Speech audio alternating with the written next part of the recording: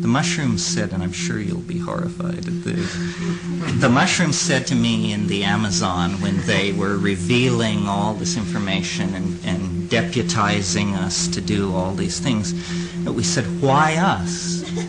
Why should we be, the ambassador of an alien species into human culture? And they said, because you have never believed anybody, because you have never given over your belief to anyone.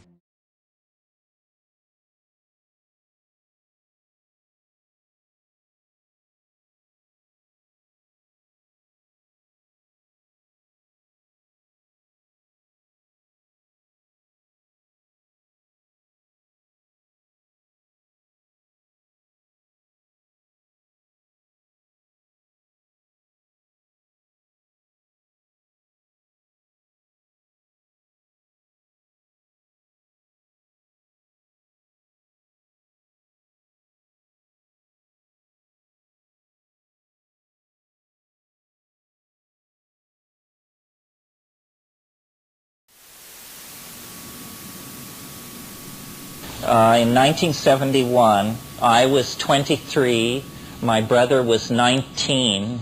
I'd spent several years in Asia already, having been run out of Berkeley because of the revolution.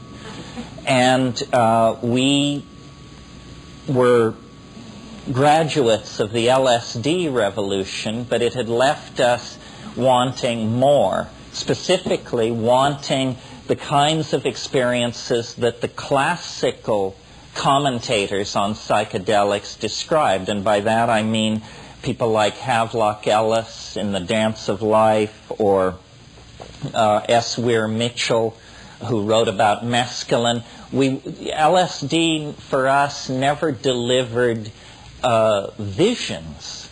It delivered insight and feelings and complex thoughts, but not visions, not activity in the visual cortex that these classical commentators had led us to expect.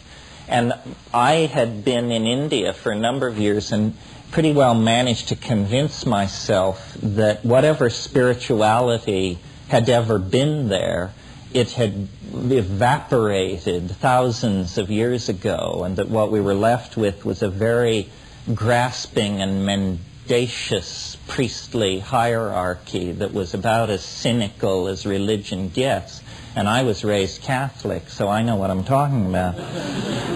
And so then we decided, well, where the gnosis must be is in the Amazon, where we knew there was a pristine Aboriginal shamanism based on hallucinogens.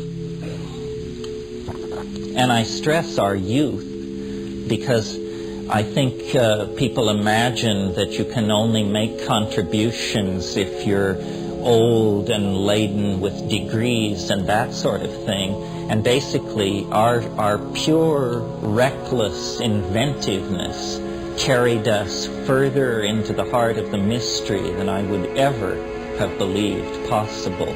And I should say a little bit about the method, because I think it's important. Rationalism in confrontation with the weird edges is what's always worked for me. In other words, if you're a true believer, if you have some prepackaged philosophy, then you're going to miss a great deal because you're pre-programmed to ignore what doesn't fit into your model.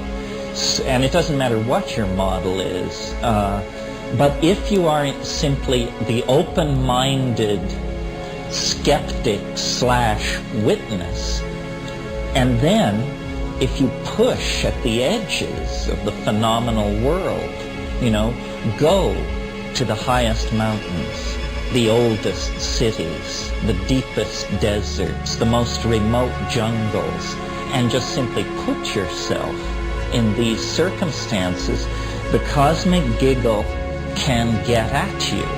It can't get at you if you're pursuing your job, delivering messages for Matthew and Son, or whatever it is you've got going. But if you will tear the human atom of your individuality out of the collectivity and set yourself into a wilderness, a desert, an uninhabited island, then this thing can rise out of the depths and communicate if it chooses, shape your life, for sure, blow your mind.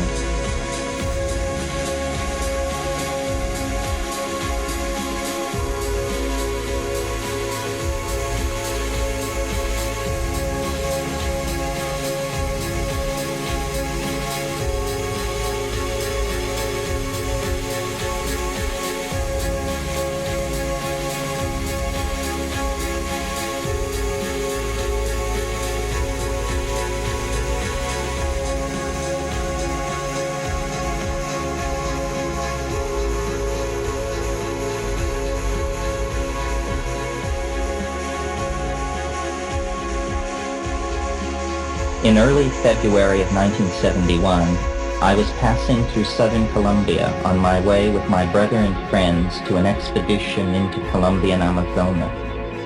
Our route led us through Florencia, the provincial capital of the departamento of Caquetá. There we paused a few days, awaiting an airplane to carry us to our embarkation point on the Rio Putumayo, a river whose vast expanse is the border between Colombia and her two southern neighbors, Ecuador and Peru.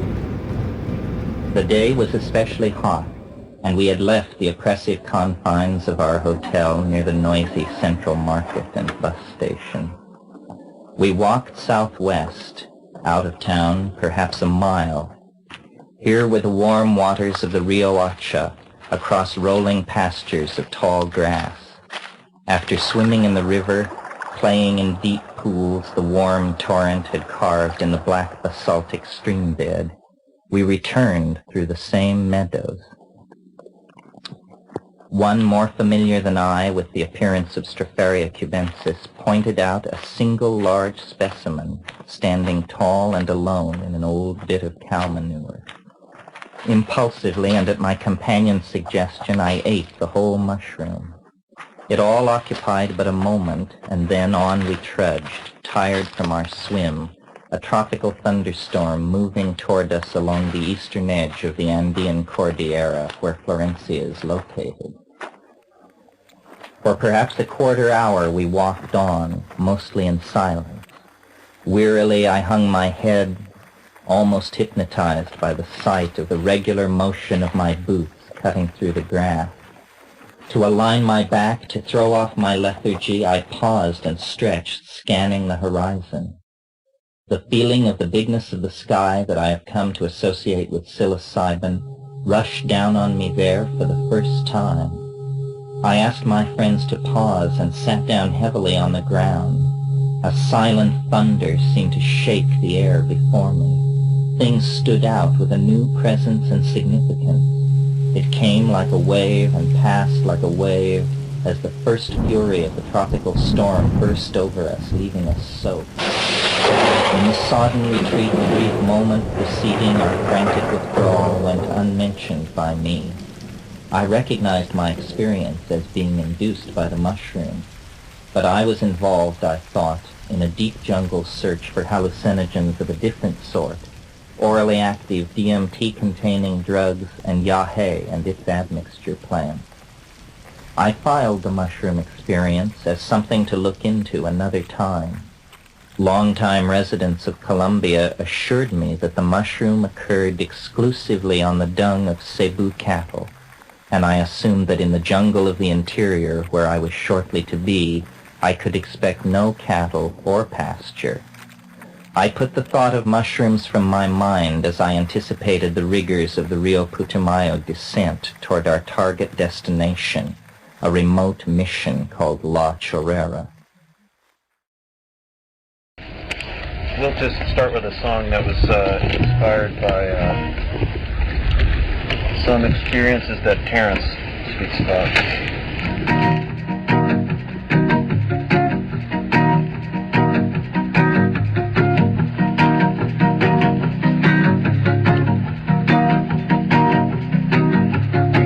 fly to distant galaxies without any rocket ship. We can ride the racing neural pathways of the brain. We can slither with the snakes in the swamps of the primeval jungle, yeah. We can jump to the geometries of the future light sound. Because inner and outer space are exactly the same, yeah. When you start hearing voices speaking inside of your brain, yeah, then you might start to feel just a bit like you're going insane, yeah, yeah. Inner and outer space are exactly the same.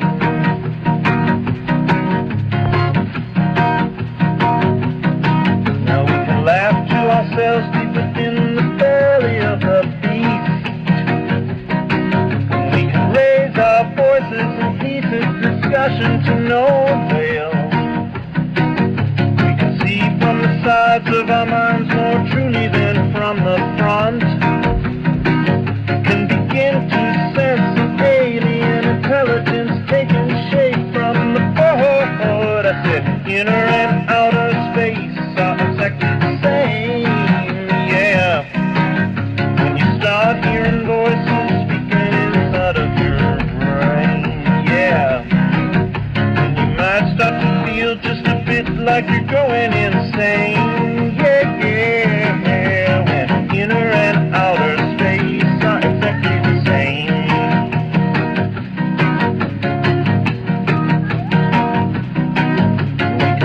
Fantastic conspiracies about all the evil in the world. We can theorize and conceptualize till it no longer does us any good. We can cling to our thoughts till we just can't do it anymore. Yeah, yeah. We can check all the excess baggage of our minds at the door. Because inner and outer space are exactly the same, yeah. When you start hearing voices speaking inside of your brain, yeah, then you might start to feel just a bit like you're going insane. And maybe you are, because inner and outer space are exactly the same. At dawn, the appointed morning, all our animals, cameras, I Ching, butterfly nets, plant presses, formaldehyde, notebooks, Finnegan's Wake, all the things that one must have to go into the Amazon, were piled at the river's edge. On the tiny trading boat that was to be our vessel, Ermito, our captain, indicated that we were to have the area on top of the cases of bottled fluorescent soda.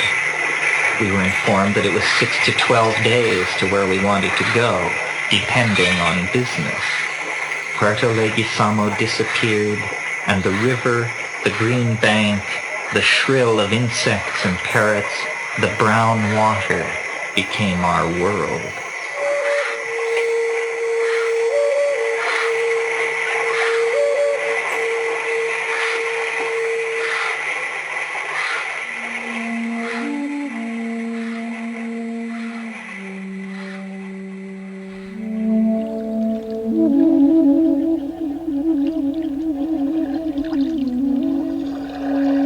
Out on the river, the past could enter the stillness and exfoliate before the mind's eye like some dark rows of interlocking casuistry, forces visible and hidden, stretching back into one's past, migrations, religious conversions, discoveries make each a microcosm of the larger pattern of history on a scale of millennia.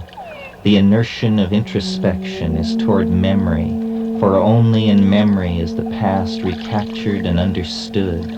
In the fact of experiencing and making the present, we are all actors, but in the lacuna, in the rare moments when experience in the present is a minimal thing, an indolent self-examining thing, then memory is free to speak and call forth the landscapes of our striving, in other moments now past. Now, the now that is a time beyond the confines of this story, a now in which this story is past, I do not worry the past as I did then. It is now set for me in a way that it was not set then. Not set then because so recent, still to be relived in memory and learned from. 5 days of river travel lay before us, undemanding, freeing the mind to rove and scan.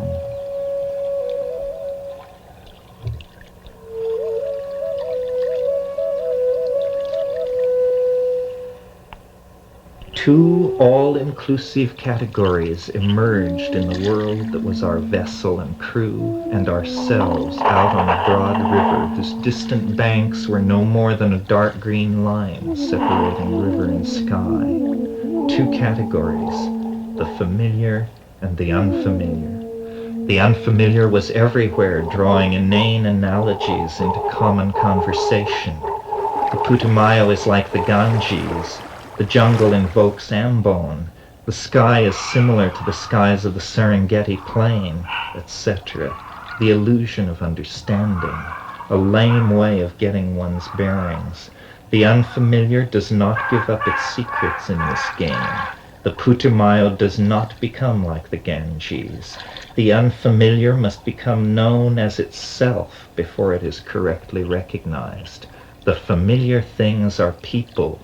The people here appear as known quantities because they have been known in the past. So long as the future remains like the past, they will remain known quantities. Certainly this is not New York, Boulder, or Berkeley, but we are trying to become extra-environmentals, develop a sense of appropriate action that is never at a loss. It is the familiarity of these people that makes them windows in my imagination, opening onto the past. Why had people like ourselves come to the steaming jungles of Amazonian Colombia? We were a party of 5, bound by friendship, extravagant imagination, naivete, and a dedication to travel and exotic experience. Eve, our translator, was the only member of the group not long an acquaintance of us all. She was an American like ourselves who had lived several years in South America and had traveled in the East, where I had passed her once in the Kathmandu airport. Another story. In Colombia, she was recently free of a long relationship and fell in with our group, having nothing better to do. She and I were lovers of some 2 weeks when we arrived at La Chorrera. The other 3 members of our party, beside myself, were my brother, the youngest and least traveled of us, a student of botany and a colleague of long standing; Vanessa, an old school friend of mine from the Experimental College in Berkeley, trained in anthropology and photography and traveling on her own; and Dave, another old friend of mine, a gay meditator, a maker of pottery, an embroiderer of blue jeans, and like Vanessa, a New Yorker. As for myself, just 4 months before this trip, my brother and I had endured the grief of the death of our mother. Previous to that, I had been traveling 3 years in India and Indonesia, had worked in Japan and then in Canada, where we had all held a reunion and planned this Amazon expedition to investigate the depths of the psychedelic experience. I deliberately do not wish to say much about any of us. Let me say, though, that we were miseducated, perhaps, but well-educated, certainly. Our differences arose out of the faith that each had in his own ability to understand the situation correctly. Often these descriptions did not agree, as is a common enough situation among strong personalities or witnesses to an unusual event. We were complex people, or we would not have been doing what we were doing. None of us were yet 24 years old. We had been drawn together through the political turmoil that had characterized years shared in Berkeley. We had sorted the ideological options and had decided to put all of our chips on the exploration of the potential of the psychedelic experience as the shortest path to the sort of millennium that our radical politics had taught us to hope for. When we went to La Chorrera, which is the epicenter of the Witoto tribe, it's their ancestral home, so that's where we had to go to get this oo-koo-hé, this orally active varroa paste, or so we thought.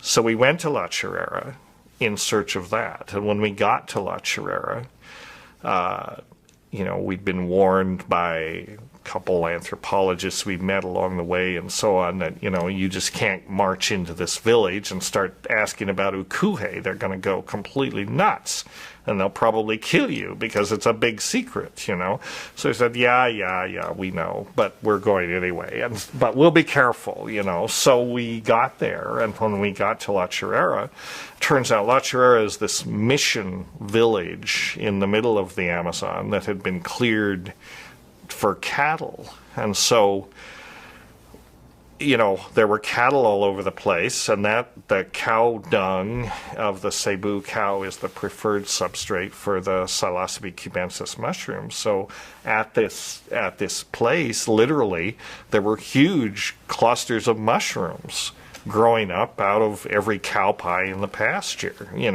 and we knew what they were. We had books and we knew what they were. You couldn't walk through the pasture without kicking these things over. So I thought, well, this is great.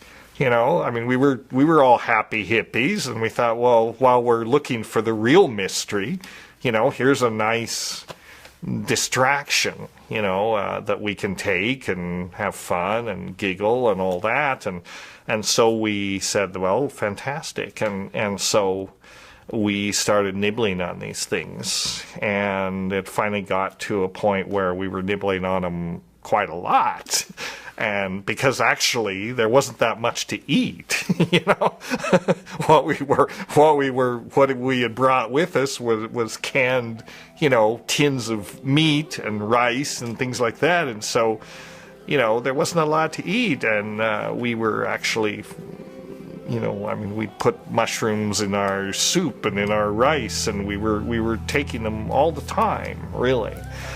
And it led to a kind of a state of being, half loaded on psilocybin all the time.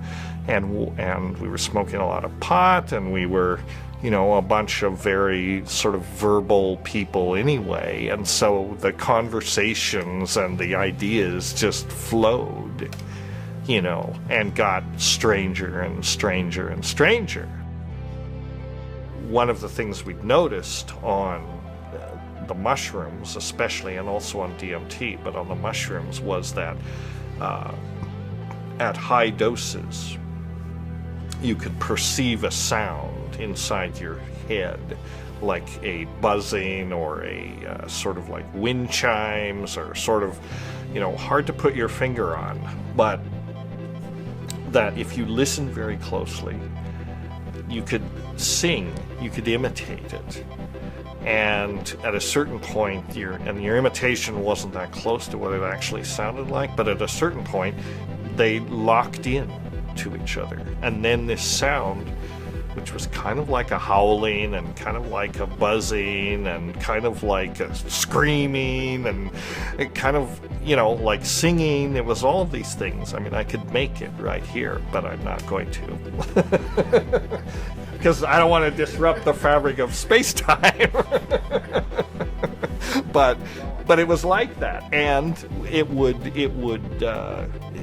elicit, long intervals of hallucination, and it was just very satisfying that you could modulate sound in this way and get this extended effect. And so we came up with this idea that, well, maybe we can use sound as the force to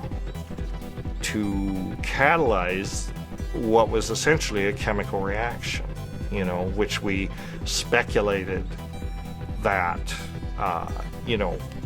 if you hit the molecules of a mushroom with the right frequency that you could cause psilocybin to intercalate into the DNA of the mushroom simultaneously with the DNA of our own brains, and it would achieve a superconducting state, and it would generate a standing waveform, which would essentially be the standing wave, or a hologram, right? That's what a hologram is. It's a standing waveform that would reflect all of the information in DNA, you know, in a form that you could look at and examine.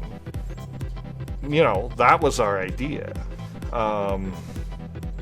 And of course, it was a crazy idea and had no possibility of being, you know, realized at all. But we had so talked ourselves into, we were so totally convinced that we were on the right track, and we were so ripped on psilocybin all the time, that we actually talked ourselves in. We conceived this experiment and utterly believed that it was going to work. And so strongly did we believe it was going to work that when all these strange things started to happen in the environment, we said, well, of course, this is a shock wave coming back from the future. And what this shows is that, you know, 8 hours, 24 hours up ahead, we've succeeded. And the fact that things are getting weird proves that we've succeeded up in the future, you know. And so we got ourselves into this like cognitive sort of cul-de-sac where something had to happen. Well, you know, so when we actually performed the experiment, we knew it was going to succeed. And when we made the sound and directed it at the mushroom and all that, what we postulated was going to happen didn't happen, of course. How could it? You know, but something had to happen. And so what happened was that we went on this simultaneous trip.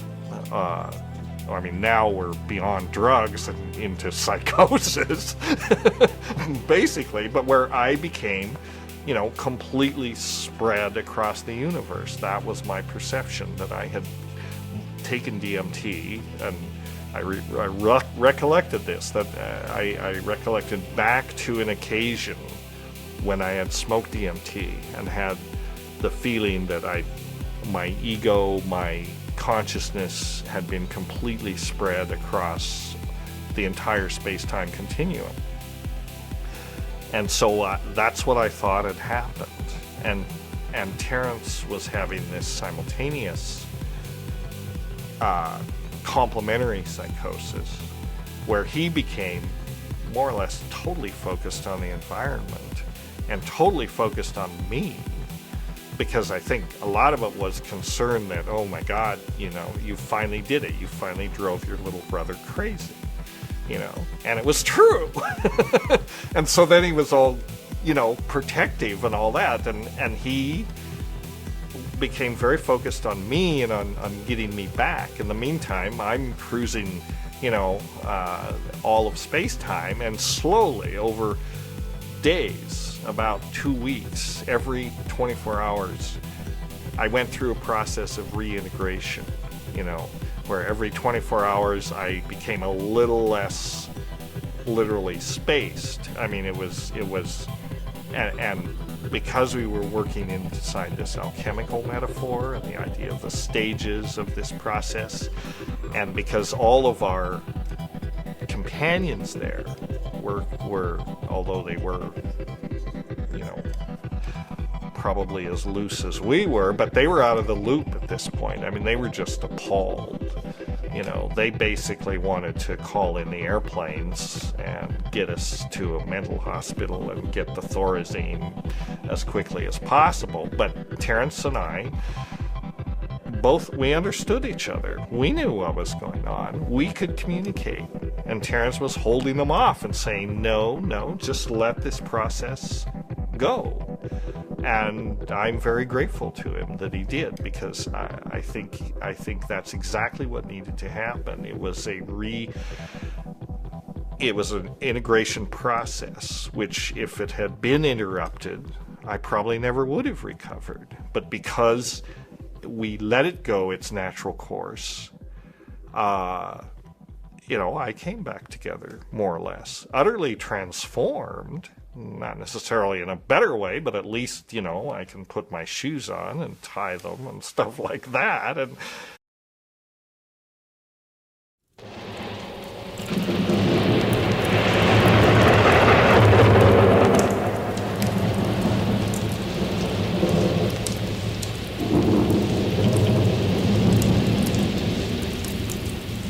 Chapter 11.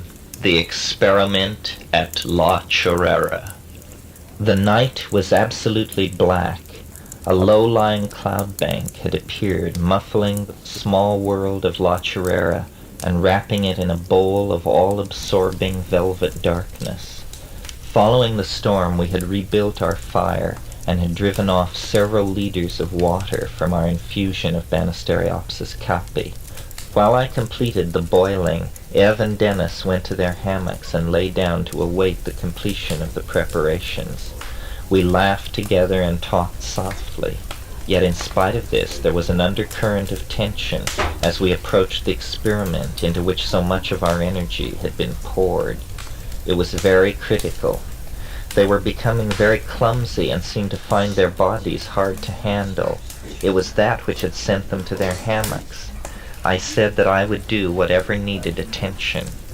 Our little hut on its stilts looked in the flickering firelight like a small spaceship dropped into the howling jungles of an alien world. We all felt like we were approaching hyperspatial overdrive. There was a sense of immense energies accumulating. The effect was reinforced by the hammocks hanging like acceleration slings ready to receive a starship's crew. Dennis lay in his hammock, nearly unable to hold a pencil, but writing furiously in tight operational terms about the experiment just ahead. Dennis explained that he was unable to move very well because something having to do with the backward flow of time and the ever-increasing constraints on the set of possible futures had rendered him nearly immobile. Only the mind, planning and computing, was free. I finished boiling the yahe. I ground the admixture plants and added them to the cooling brew. I moved the yahe into the hut, then the mushroom. Those things in place, we were ready to begin. Prior to this point, we had taken no hallucinogens for several days.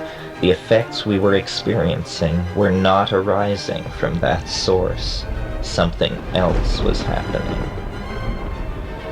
Dennis was now narrating our countdown toward an omega point that none of us could really understand. We were completely transformed with the expectation that possibly we would witness the outbreak of the millennium. It was Dennis who finally spoke. A series of quantized energy levels have to be broken through in order to bond this thing.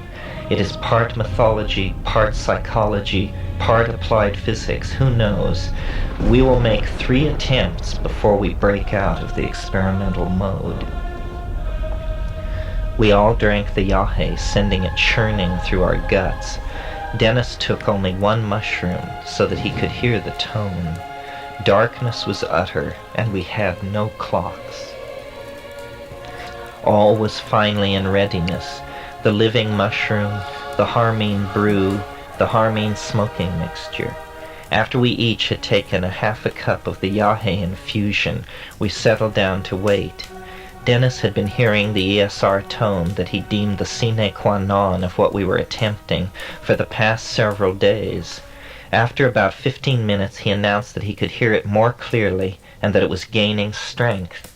He felt prepared to attempt the experiment at any time, he said. The candle went out and he sounded his first howl of hypercarbylation. It was mechanical and loud like a bull roarer and ended with a convulsive spasm that traveled throughout his body and landed him out of his hammock on the floor.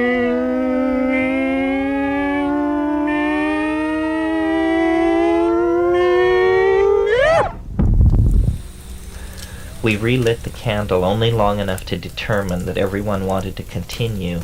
Again, a long, whirring yodel, strange and unexpectedly mechanical each time it was sounded.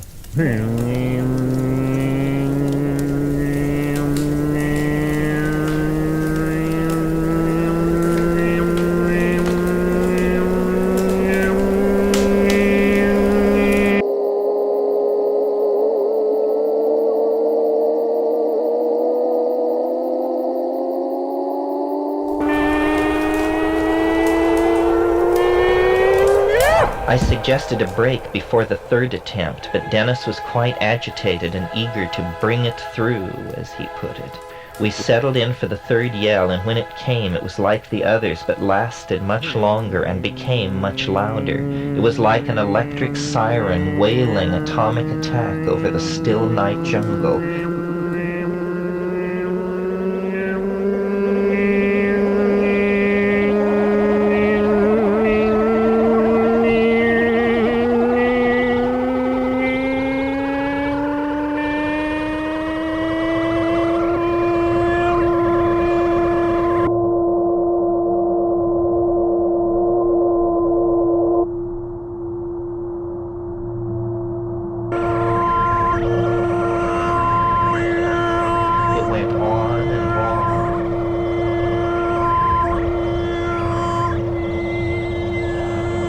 One must take enough psilocybin to allow the sound to be audible.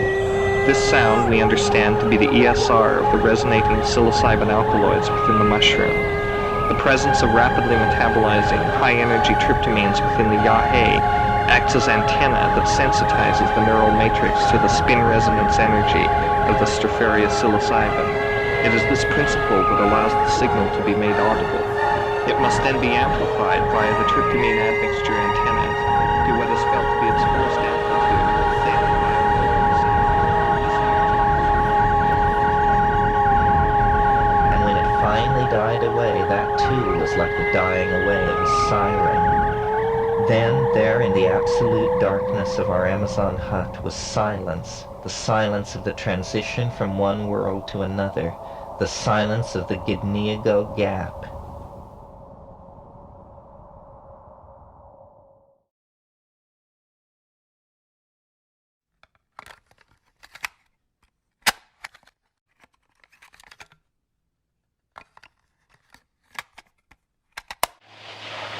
Terence described it to me he said, Dennis is totally broken through when he made the sound. And I said, I don't exactly understand what is this? And he says, well, a lot of people don't see it, and it's best that they don't.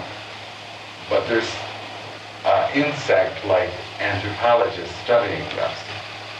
And at the time of making the sound, or hearing the sound, this seen or unseen guardian will, I think he said, operate on your mouth. So you can make the sound. Now, Dennis. I know Here's how it happened to Dennis. There are insect anthropologists studying the human race? Yes, and it's about, I think he said 12 to 15 feet tall. Well, anyway, what happened to Dennis was, he was just out there taking a piss, but of course it was after at least a week of mushrooms. And he was taking a piss, and a light came out of the ground, and it just began to rumble up from inside him, and he blared out the sound. And after that, Dennis was changed. It was just like Terence. Before, when he came down, he was in his they're both very tall and skinny. Maybe Dennis is taller, and he just looked down at me, with this bluish haze around his face, and his eyes were so wide open, like this, looking right into me, saying, Michael, I know you'll make the sound, but will Sarah make the sound?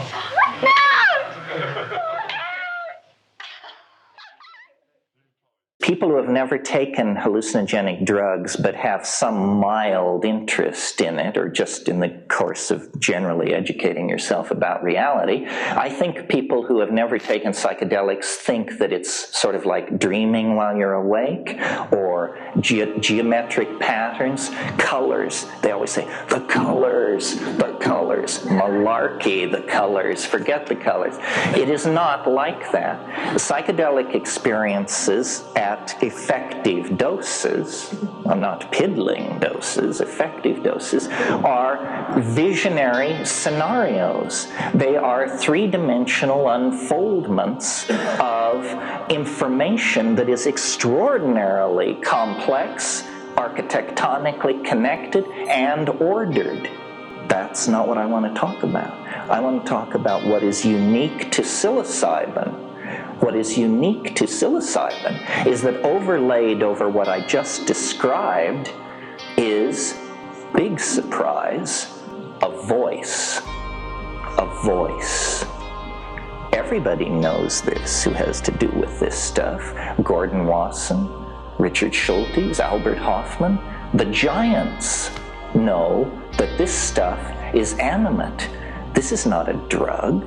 It's something which is disguising itself as a drug in order not to spread alarm. There is a voice which speaks to you in the language of your homeland, whether that be Mazatecan or English, and the voice surprises you. In other words, you cannot anticipate it. Now, of course, at this point, though I don't imagine many of them have forced their way in here, the psychological school will come forward and say, well, it's a voice typical of mental aberration, symptom 1 of schizophrenia, a voice. Yes, we are not naive. We went to the same schools you did, thank you. If we are in fact being penetrated by a non-human intelligence that presumably somehow, perhaps not physically, but perhaps physically, can cross from star to star, then we are dealing with something vastly more sophisticated than ourselves. That's just given at the get-go. Well, if it's vastly more advanced than we are, then DNA sequencing, complete understanding of the molecular genesis of thought, so forth and so on, would be no problem for that level of technical sophistication. You would also like to think that ethics and good taste would keep pace with this evolutionary process. So to my mind, the idea of fleets of alien spacecraft filling the skies of Earth, that's as unsubtle as kicking down somebody's front door with an M1 tank to announce, we're here. I don't think you would do it that way. If you really wanted to study a aboriginal race and you really had a hot technology, what you would do is you would study their social psychology, and you would say, are there any chinks in the armor of their expectations about how reality behaves? And you would discover, in studying us, this species intoxicates itself, and it has a curious attitude towards its intoxications. Anything goes. So if somebody drinks a pint of Stolichnaya and announces that they see pink elephants, we are all amused. We say, of course you do, you were drunk out of your mind. Isn't it obvious that an alien would hide its presence in an intoxication?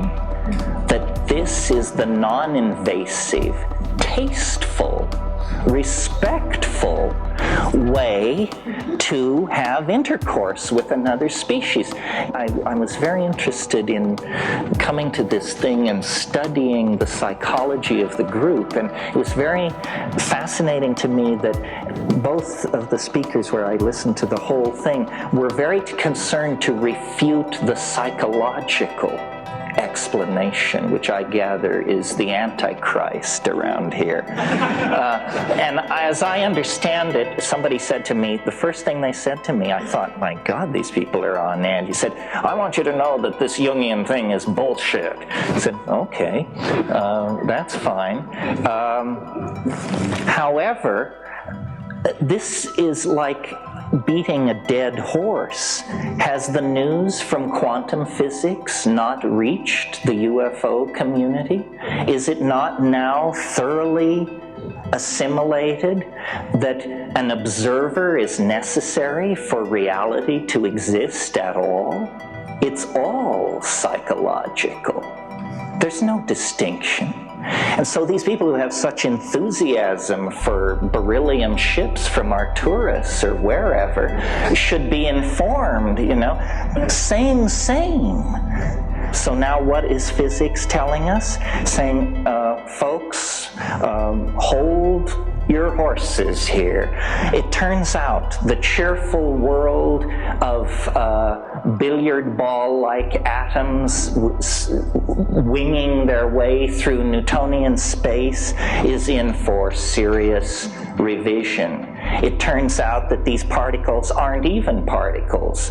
They're waves. Well, no, not exactly. They're both. Well, what I actually meant to say was, and you discover the babble of mad people is what is coming out of the physics departments today. Science has collapsed. Its core has given way to contradiction. Carried far enough, the analysis of this stage will show you that it has no, quote, reality to it. Now this plays nicely right into my hands. Let's go back now to those drug-induced hallucinations.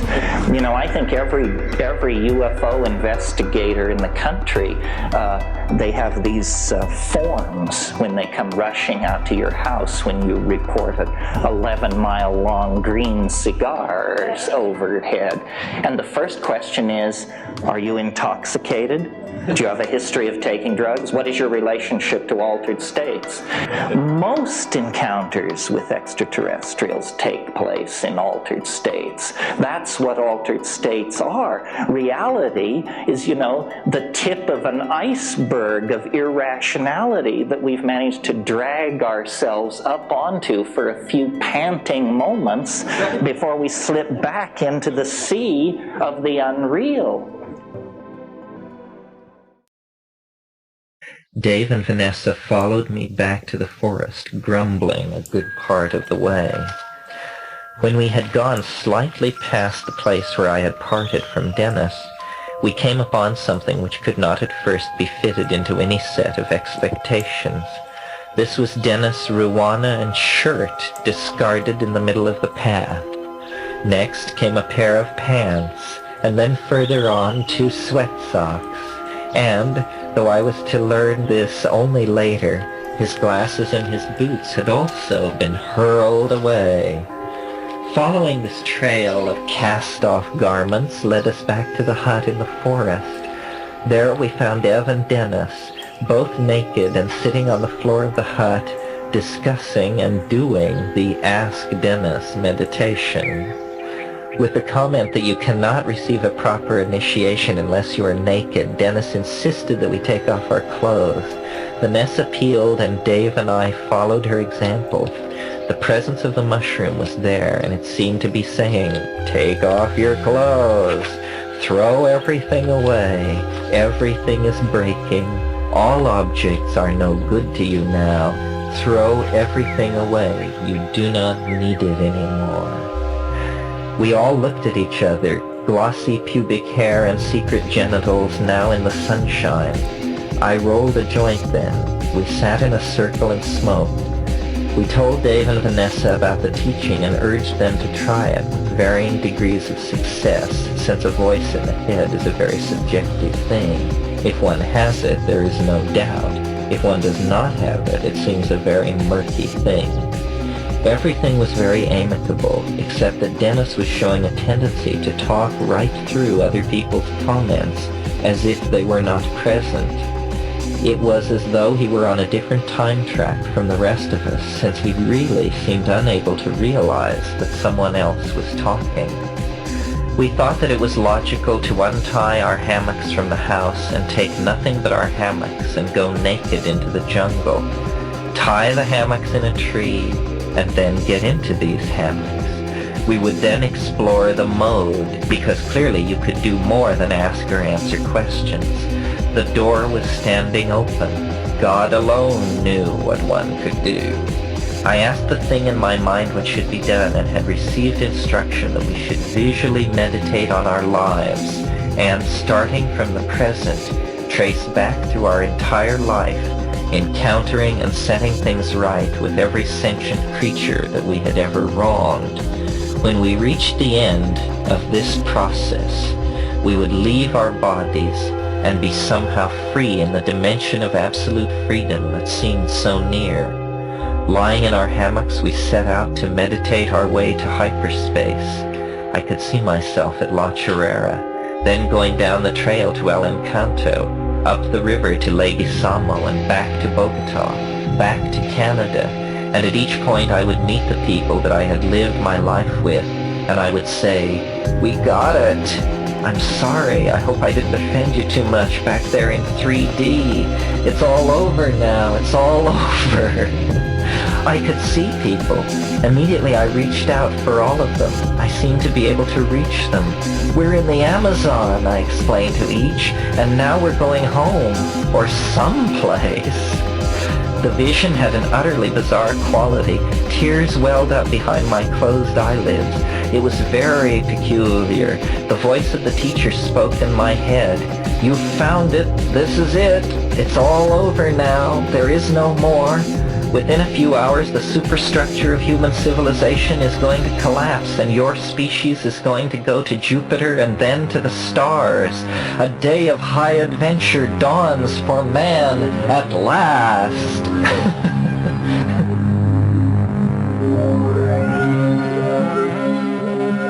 During this sleepless period, I sat one night on this laundry rock below the police house where Dennis was incarcerated, and he was more or less incarcerated because he refused to keep his clothes on, and anything put in a room with him he would hurl out the window. He even hurled the window frame out the window. So he was thorough.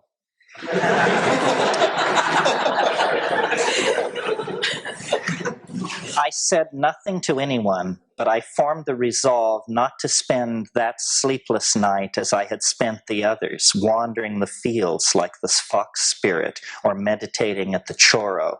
Rather, I would sit here where the lake emptied and the Agara-Paraná resumed its languid course, here at the boat landing, 70 feet down a steep mud bank from the river house. I would sit through the night and watch.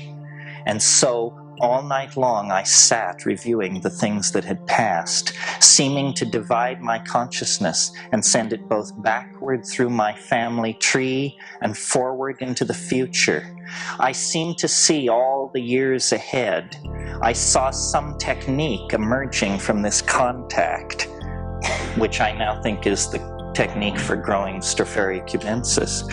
Our careers pursued across space and time, and finally vindication as the world realized the truth of the transdimensional nature of the Stropharia visions and the true nearness of the worlds that they had thrown open.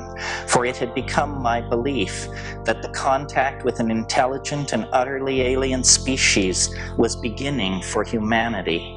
It seemed that out of the long night of cosmic time, the novelty of novelties, the moment of contact between minds on utterly different planes was beginning. We were among the first to achieve contact with this other species. It was the real thing.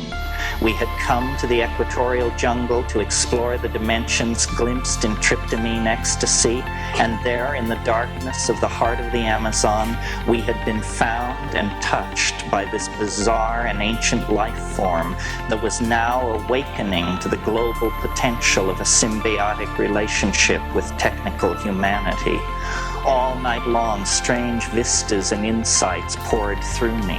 I saw gigantic machineries and worlds of vegetable and mechanical forms on scales inconceivably vast.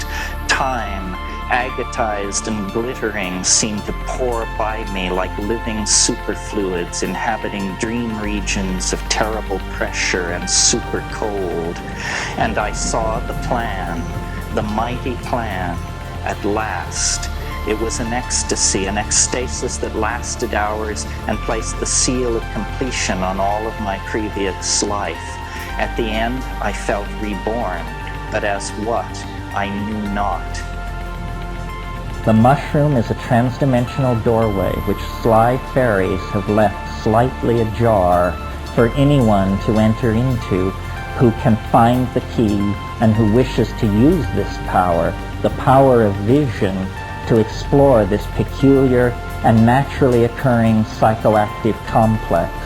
We are closing distance with the most profound event a planetary ecology can encounter, the emergence of life from the dark chrysalis of matter.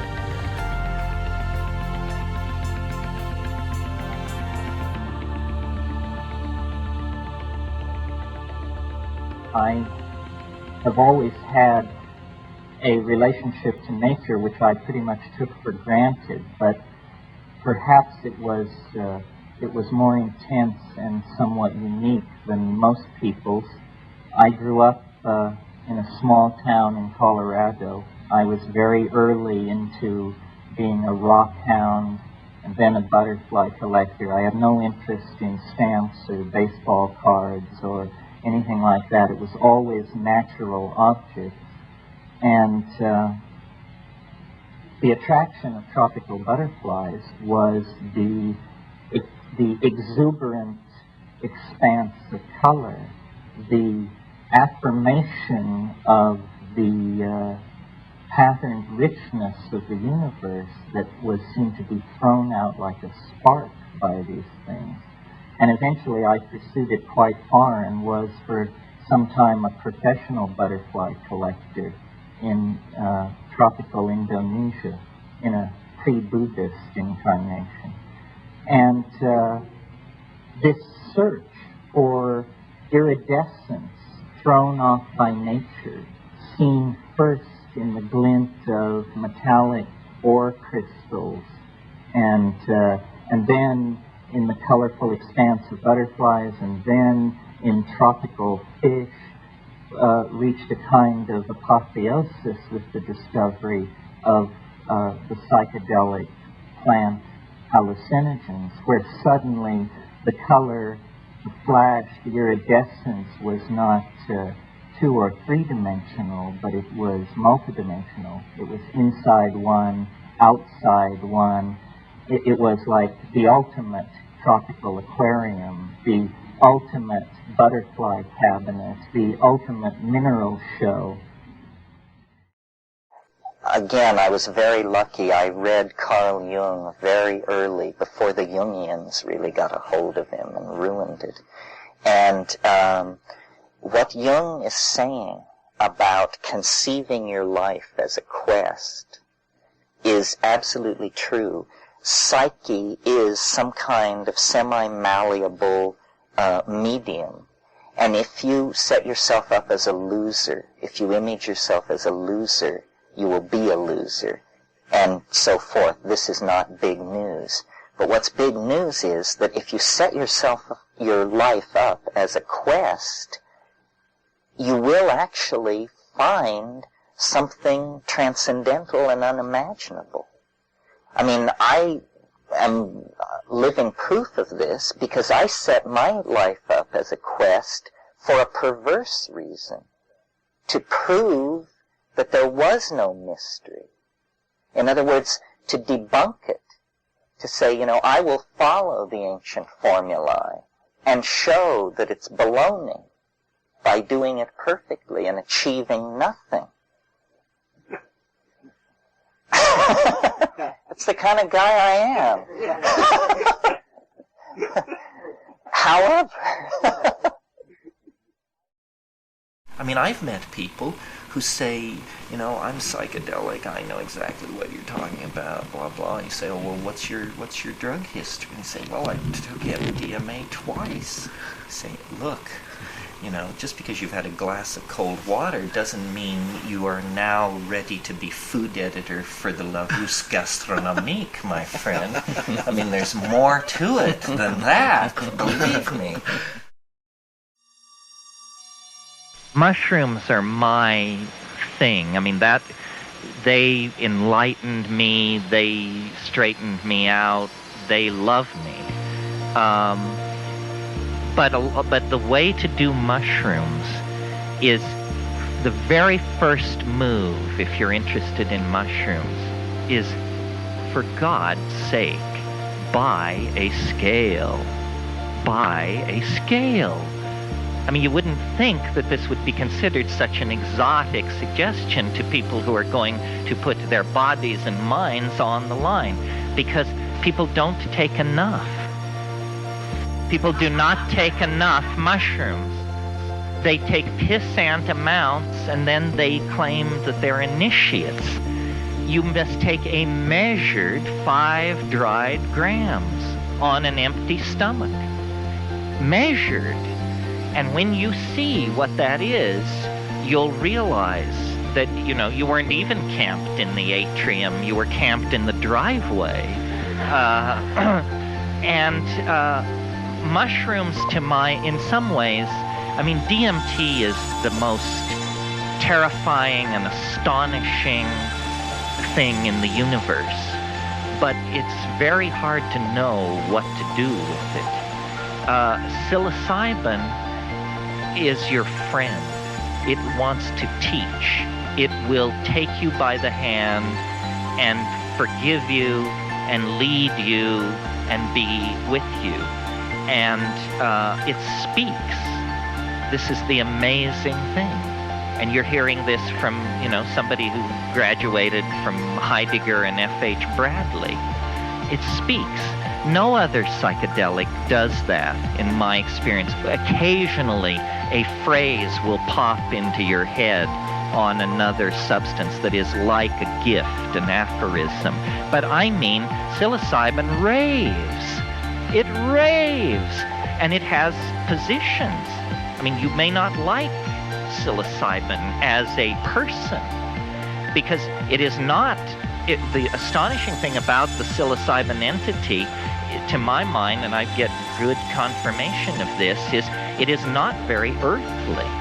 I mean, it wants to show you machines the size of Manhattan in orbit around alien stars. It wants to talk about the sweep through of the da-da-da-da, which happened before the Earth cooled, and it, you know, has seen the empires of the Rull out at the rim and all the rest of it. And it's very puzzling, this cosmic galactarian tone, because then you switch over to ayahuasca, which is literally just a twist of the molecule, just the tiniest tweaking of the molecule, and suddenly it's about childbirth, rivers, the land, the feminine, looking inside your body, curing diseases, feeling, telepathy, communication. It could hardly be more different, and yet chemically these things are like two sides of the same coin. Yes, first come the dancing mice, the little candies, the colored grids, and so forth and so on. But what eventually happens, quickly, like 10 minutes later, is there is an entity in the trance, in the vision. There is a mind there waiting that speaks good English and invites you up into its room. And what it is it's a voice in the head that people strove to attain for 1,000 years. This was the sine qua non of intellectual accomplishment in the Greco-Roman world, and the Logos told you the right way to live. And this is sort of what you get with psilocybin. You get a voice that can confound you with the depth and brilliance of its answers. This is what you want. And I've had over and over the experience of showing somebody what 5 grams is, and they're appalled. They say, my God, you can't be serious. I mean, I take a fifth that much, a fourth that much. Yeah, well, that's the problem. That's why you don't have elves in the attic and bats in the belfry like I do. A lot of people have said you're a hallucination nut. You're obsessed with hallucination. I freely admit it. But I will defend my obsession with vision. I think the world wants to be seen. I think Blake was right that the divine imagination is something beheld. And for me, the visions are the proof that this is not my mind. And the visions are the proof that this is not simply chemical chaos in the nervous system. And when we communicate with each other and understand each other, we instinctively reach for visual metaphors. I see what you mean. Look here, fella. She painted a picture. His words were so beautiful. It means that we really associate meaning with seeing something.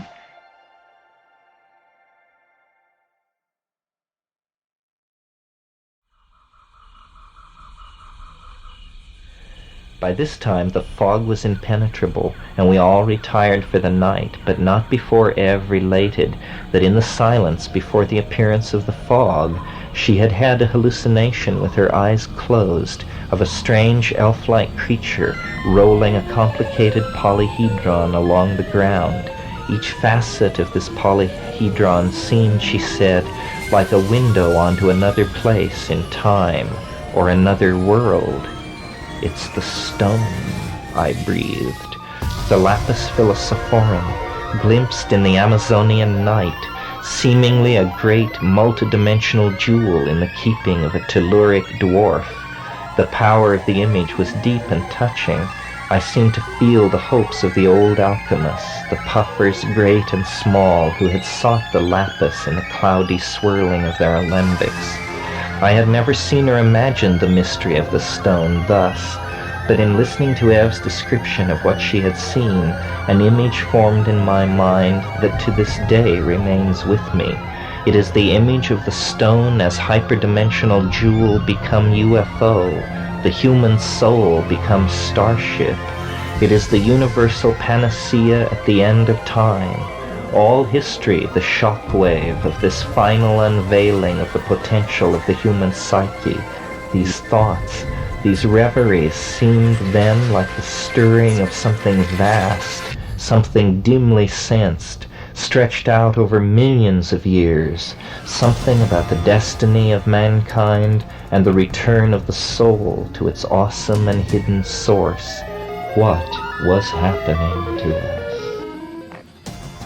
Through it all, we were still after the lens-shaped object. What the teacher told me in the first few days after the experiment was, you almost got it, you didn't quite get it, or rather it used the metaphor of condensation. It is condensing. It was like a perfect alchemical metaphor. The stone is everywhere. It is here. Dennis would say, I can see it. It's 250 feet away, to the left, down near the water hole, hovering above the water. The world seemed filled with a near-bending wonder and power that assured me that all things were possible, and that the course of things in the light of this were moving in the right direction. Be amazed at nothing.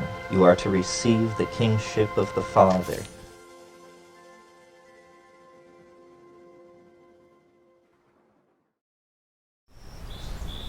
What complicated this was I, who had been cast in the role of the skeptic and the witness, had noticed that the moment he had forged the joint, as he called it, something began to happen for me, something very unusual. What it was the teaching voice familiar from psilocybin experiences, but with none of the ambiguity and difficulty of connection that I had associated with the psilocybin experiences. Instead, it just came on and appeared to be locked in place. There was nothing but this voice, and it was talking at such a speed that I would walk these jungle trails like this. Yes, yes. And it was just, at that speed, not for minutes, but for months, And what it was concerned to convey is what I now call the time wave. I was not an I Ching scholar, I was not a sinologist, I certainly was not a mathematician, but this inner prompting would give me no peace until I proceeded along this line to its conclusion. Well, I, of course, the bewildered recipient of this information, was trying to figure out, to get ahead of the game and say, where is this headed? What is this thing trying to show me? And I decided it must be that what's happening here is I'm discovering an ancient Chinese calendar. Because, there are 64 hexagrams and 6 lines in each hexagram. That gives a grand total of 384 lines, or yao.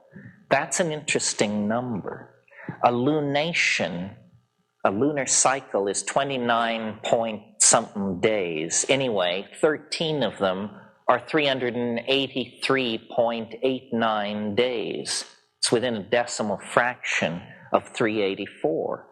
And I thought, I'm sort of like the guy who decoded Stonehenge or something. This is an agricultural calendar of 13 lunar cycles, and from ancient China, apparently. And of course, the obvious objection from people was, but what a lousy calendar. It slips 19 days per year against the sun. It's 19 days more than a solar year. But I think that there may have been a reason for that. You see, we in the West are static freaks, stability freaks. So we have a calendar that does not move against the fixed stars. The equinoctial and solstitial points only move with the precession of the equinoxes, which is this very large cycle that you can't do anything about.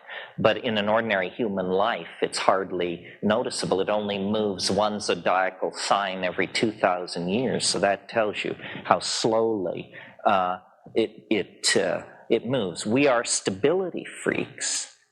But if you had a calendar that precessed 19 days against the solar year, a lunar calendar, then you would have a calendar whose entire message was change, flux, flow.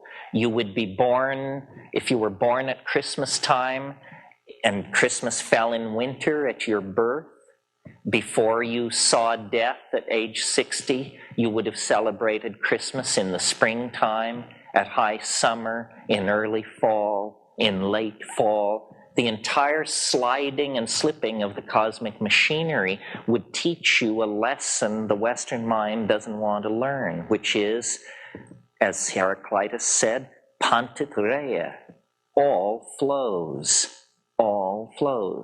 nothing lasts.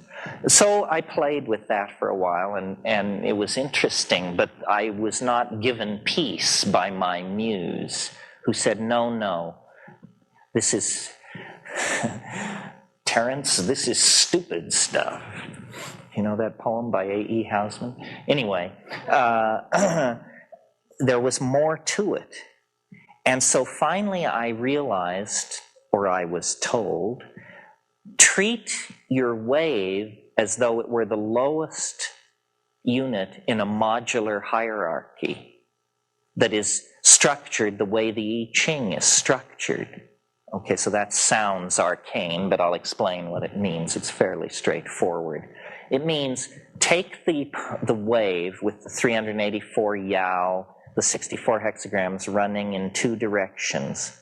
And by the way, there are old sayings in the I Ching which say stuff like the forward-running numbers refer to the past, the backward-running numbers refer to the future.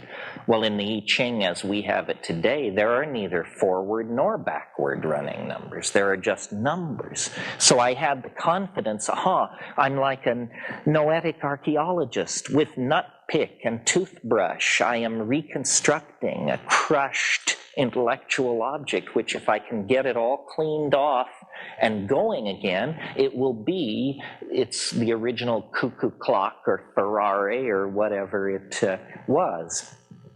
Bear with me, we're almost over the top here. I took the little wave and I put 6 of them in a row to represent 6 lines. And then I took the wave and I magnified it by a power of 3, so that it was 3 times bigger than it had been. And I laid 2 of those over my 6 to represent the 2 trigrams that are components of each hexagram. And then I took my original wave and I magnified it by a power of 6. And I laid it over the 6 little ones. Over the 2 middle-sized ones, I laid 1 big one representing a hexagram in its unitary totality. Well, and I felt a great sense of satisfaction when this was all done, and these had all been generated from the same point. And now what I had at this point was an 8.5-foot-long piece of paper, graph paper, covered with colored pen strokes and tiny crab-like numbers, which I kept rolled in a bamboo tube, and I would corner people in dime stores and bus stations, and I would say, you know what this is? This is a map of history. This is a picture of time. This is how things happen. Well, it triggered a lot of alarm in my immediate circle, and my friends were having the what should be done meetings, you know, which it's always a bad sign when your friends hold meetings to decide what should be done. And finally, Ralph Abraham, who's a great friend and mathematician, he said to me, you know what you have is an occult object. Nobody understands this thing but you. And it may make sense and it may not make sense, but the point is, no one can tell. And what you have to do if you want to be taken seriously is you have to take this structure and you have to turn it into an ordinary mathematical object so that fellow mathematicians can participate in this dialogue with you. Well, essentially, it was like telling a Hottentot to fly supersonically or something. I had no clue. I am not a mathematician. I had no clue. And I was sort of hoping Ralph would do it for me, you know, that I could con some smart guy into doing it for me. For me, Terence is a special person because of the breadth of his knowledge and the evidence of a phenomenal integrity within it. So, first of all, when we first met, Terence was persistent in asking me about mathematics, kind of mathematics that I was interested in at that time, that nobody else had even heard about. And as our relationship developed, I saw that he had this philosophy of time, let's say, or maybe even mathematical model for the structure of time. That is an odd thing for a person to be obsessed with. And from this obsession, he had to learn a great deal about history. So in our process of trialoguing, we find it very much enriched by Terence's phenomenal knowledge of history, and not only that, but his special way of saying it. This sort of, you're familiar with this here, a bardic skill so that whatever he says will have more effect than it actually deserves.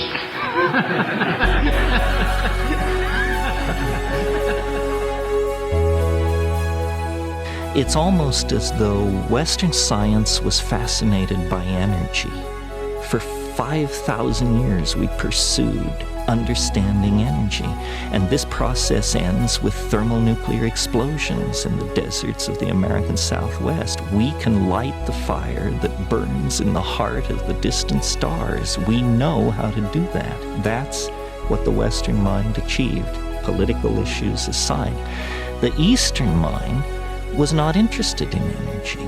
It was interested in time. And they spent 5,000 years deconstructing it, looking at it, and you don't use atom smashers. You don't use enormous physical pressure. It's a different problem, and you bring different tools to bear. You meditate. You look inside yourself. You study the movement of water around pebbles. You consider the situation. You study history. So the general conclusion from these screens is that novelty is being increased and conserved as we move through time. Now, for instance, in this screen, which is further closure with today, we see 562 million years, virtually the entire career of higher life forms on the planet. 8,500 years on the screen. The great Proto-Egyptian civilizations, Sumer, Chaldea, are strung out like pearls along this plunge. Egypt culminates that ancient hierarchical form of dominator society. Mycenaean pirates plunder Minoan Crete. At this point,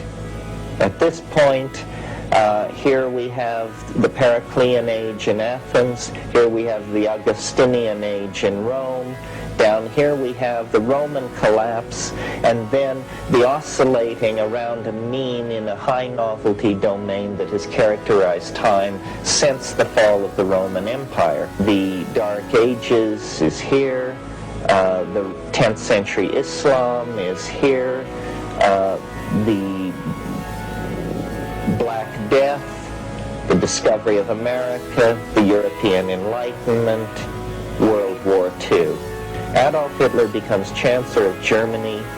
The atom bomb is dropped on Hiroshima.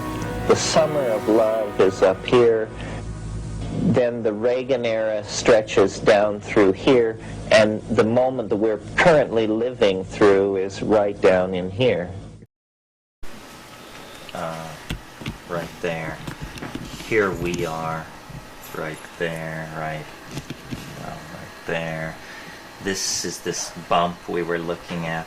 Then there's a descent into novelty that reaches maximum on the 8th of July. And then there's this very steep and prolonged period of habituation. Now, if we look at the past, you can see how these numbers have now changed. Now, today is seen to be roughly in resonance with 745 AD. The French Revolution is down here, going here. This is the Franco-Prussian War, the American Civil War. The 20th century begins right there. And Hitler becomes Chancellor of Germany right there. The moon landing is right there. And then everything we've been living through has followed on since then. It means that, any moment is a kind of interference pattern created by the moments in the past, many moments in the past. I mean, like this shows you, I think. This is so it's like synchronicities, in a sense. Except that it explains them a different way. Yeah. It replaces all that mumbo-jumbo about mystery. Synchronicity by saying, this is just the inner penetration of So on the past. way here, we passed a restaurant called Maya Palinka. Yes, you passed it at a moment on the short scales when you were probably going through the classic Mayan bump. And if one is sensitive to this, a weird kind of psychedelic associationism begins to spread through reality, and it's no longer seen to be just the product of its own past casuistry, but that it has relationships to the past and the future that are not linear at all, but that are linked through this strange algorithm.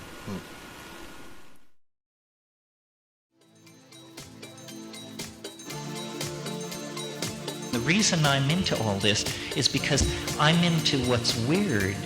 I always have been.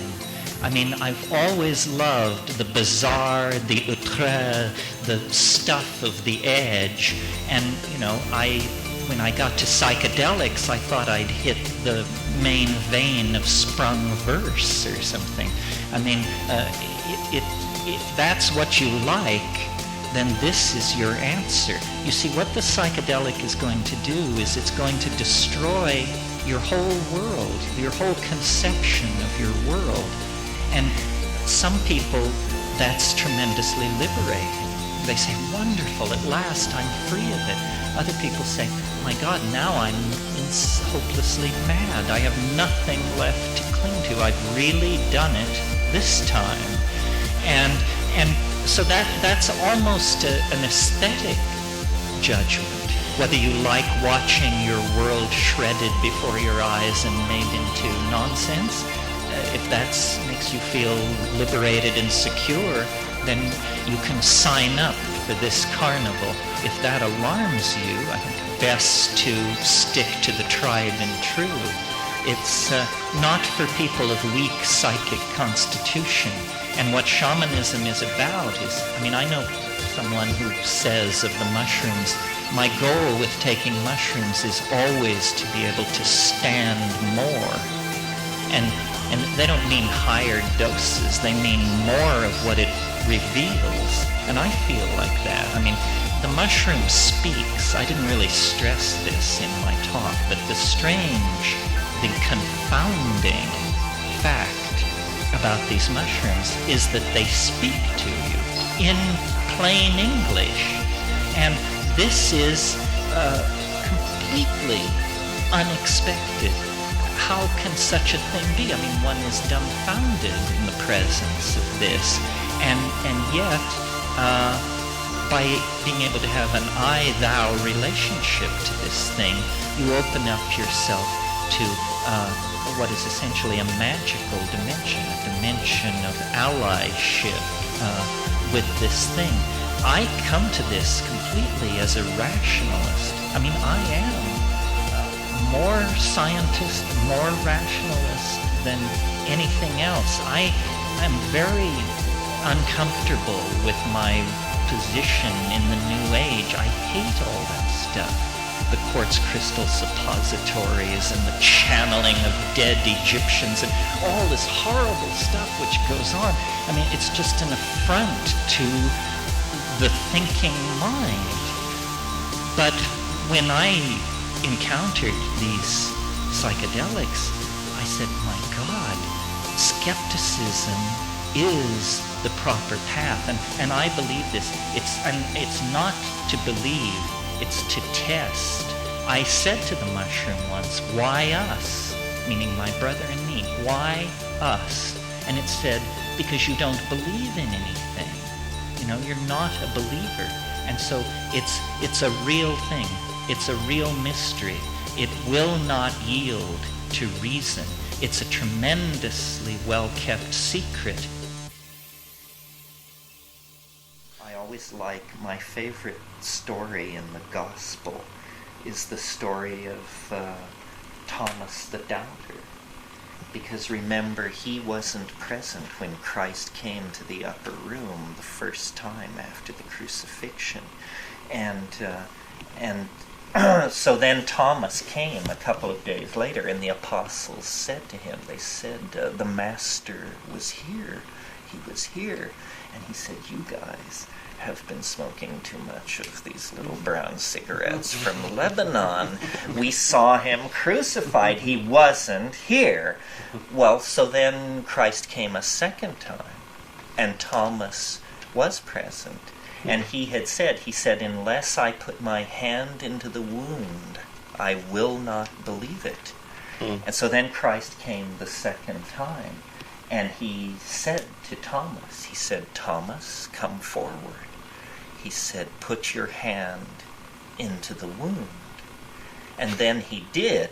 And my interpretation of that gospel story is that alone of all the apostles, it was Thomas the doubter who touched the resurrection body, because he was the only one who had his shit together enough to doubt. And so if you doubt, they will actually let you put your hand into the wound. If you don't doubt, they will give you any kind of crap and send you happily along your way. So the best attitude towards these things, and it gets rid of the phonies, you know, the Telocs of this world, but it doesn't get rid of the real stuff, because the real stuff is real.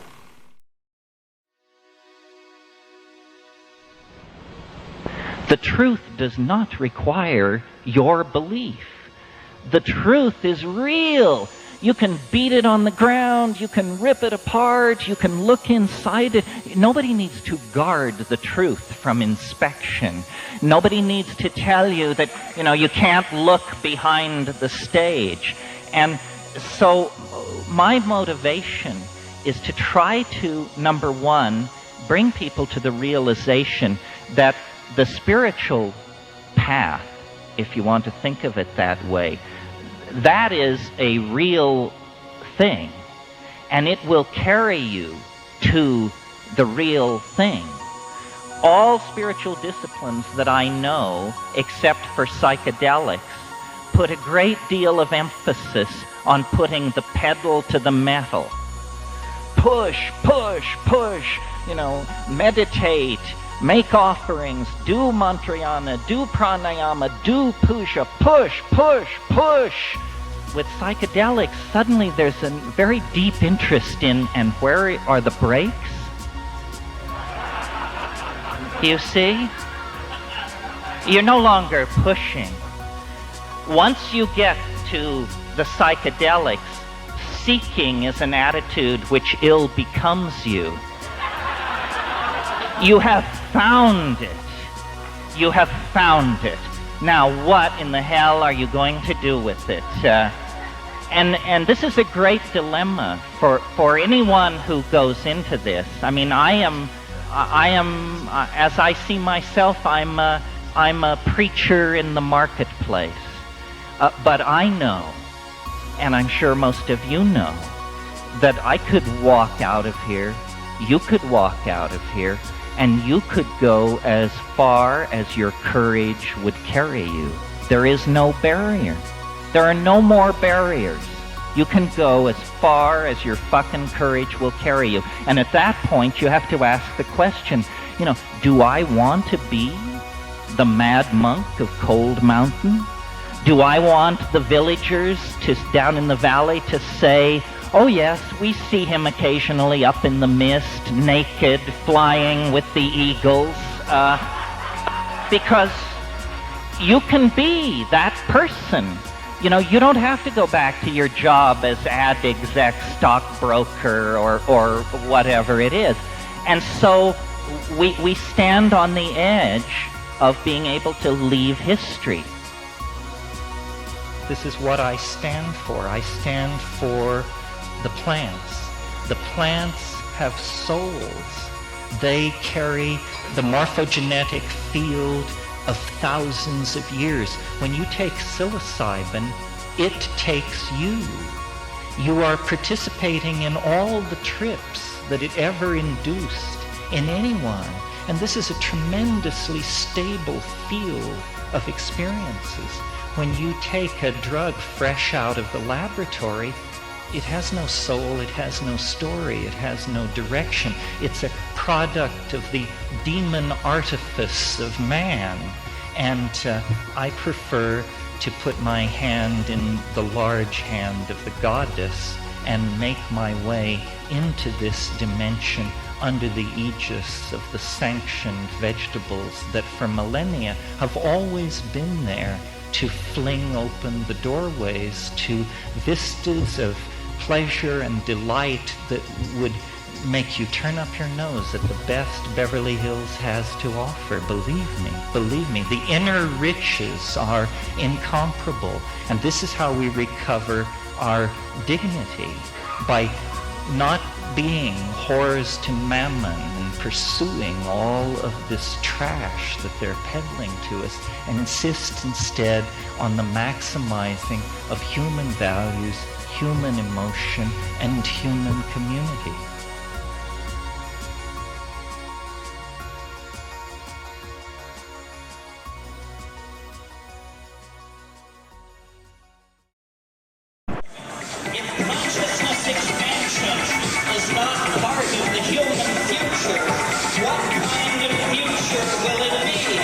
All technology really means, in the McLuhan sense, is the extensions of man.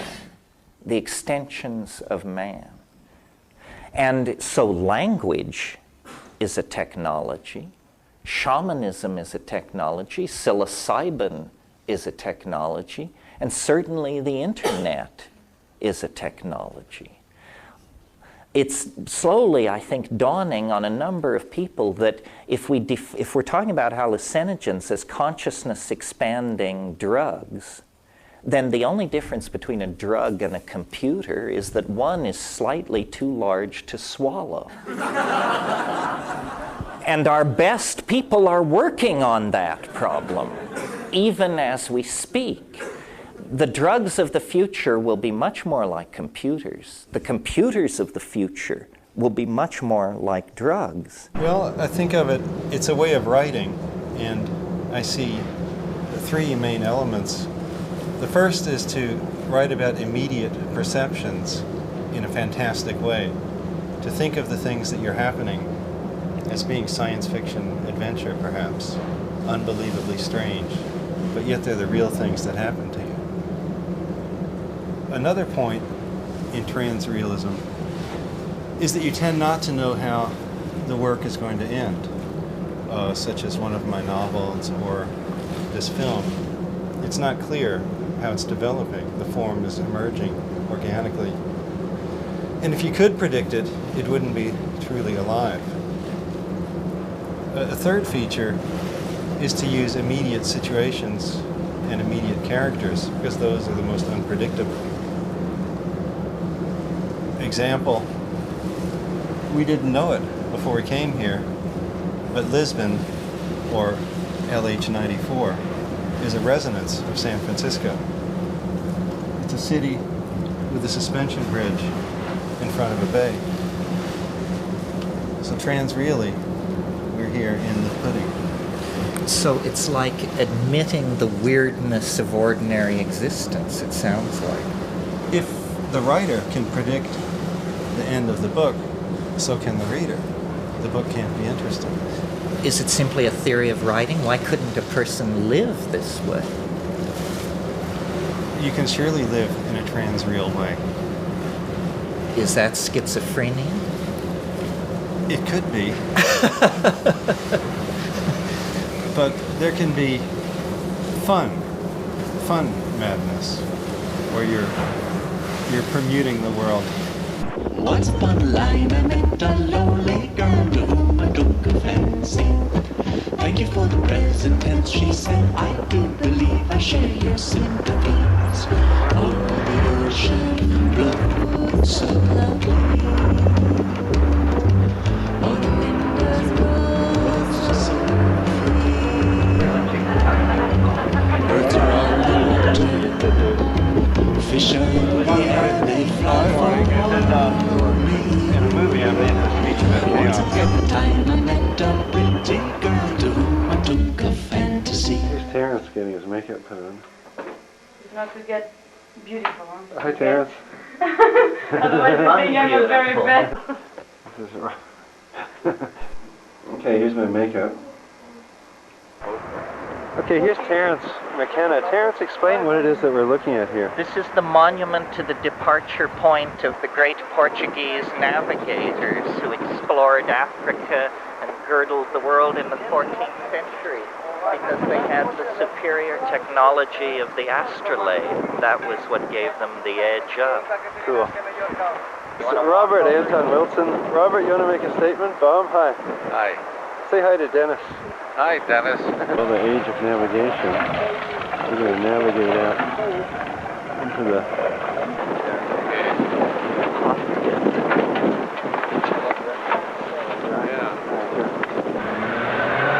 Master of Chaos, me, and Terence is the shaman, spelled with an X, and the neuromancer. Terence here to Giotto or nice with those tiles, Terence. Sort of like a Greco Christ. You know? Well, there was a young gaucho named Bruno who said about sex, there is one thing I do know. Women are fine and boys are divine, but the iguana is numero uno. All right. You know, these people are not pretentious. They have no axe to grind. But I didn't know what it was. That's an astrolabe? What does an astrolabe do? It allows you to calculate your position more accurately than any previous instrument. So they were navigators.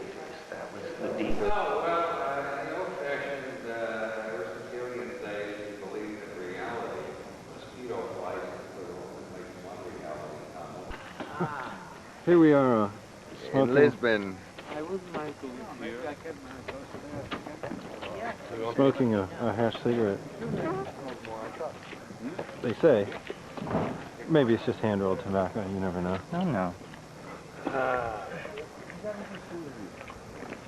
Getting ready for the afternoon shooting. This is the easiest job I ever had.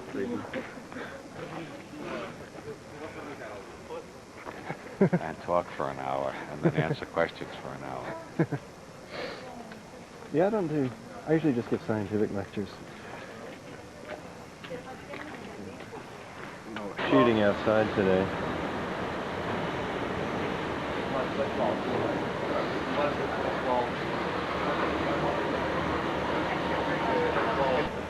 Hola. Good morning. Kind of, this street is called what? Rue Auguste. Uh-huh. It's a kind of street for the novelty. Novelty? Yeah.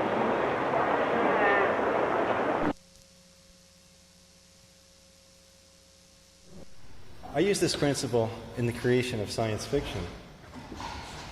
But it sounds like it could be a philosophy of life as well. That's an interesting point, Terence. You have a very active con man's mind. Transrealism as a philosophy of life. Yes, your life is the supreme work of art, which you're creating as you go along. Everyone is an artist. Their work is their life. Pay attention to your immediate perceptions, take them seriously, but interpret them in a fantastic way. Well, as I experience life, it is fantastic. So really, this is a call to realism, to admit the presence of the cosmic giggle, to not suppress it in the name of some linear notion of plot or expectation of how reality should be.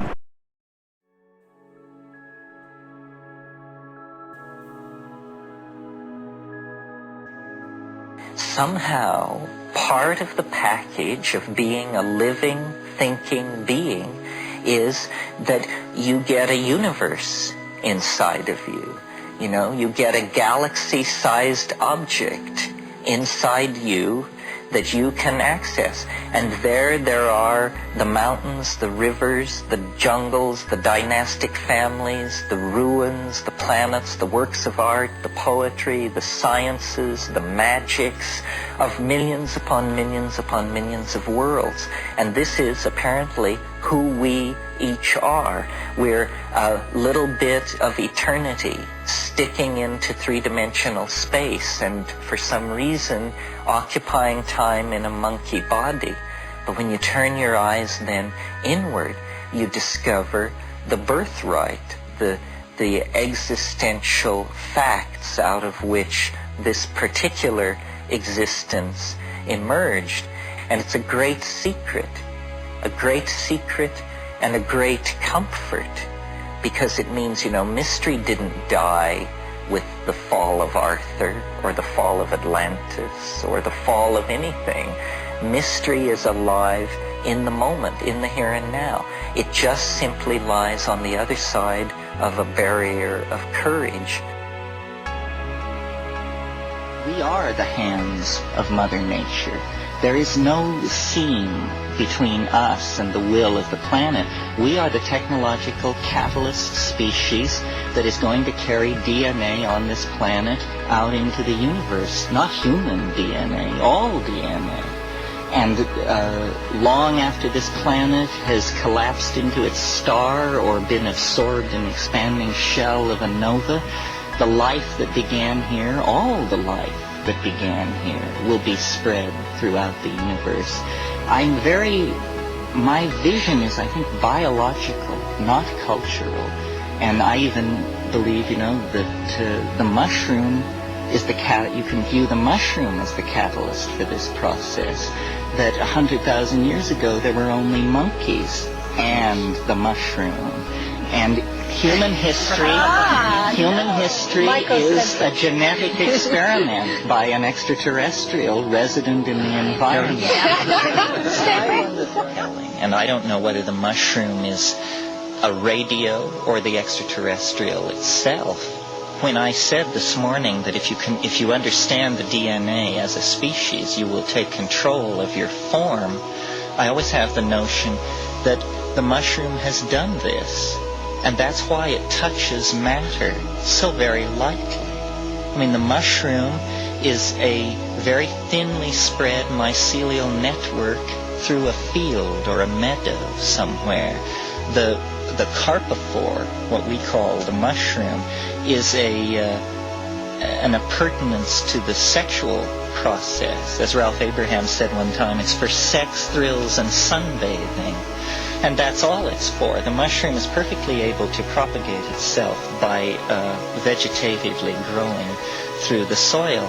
But the mushroom, if we believe it is an entity, it lives in its own imagination. It has gotten so rid of a physical form that all it is a little bit of white stuff in the soil and a raging trip in an unknown dimension, which you can only slice into by allowing it to translocate into your nervous system. And then it continues to give off its experience of itself, which is an immersion in pure imagination. For it, the thought is the fact of the matter. It's as though the mushroom were made of pure light.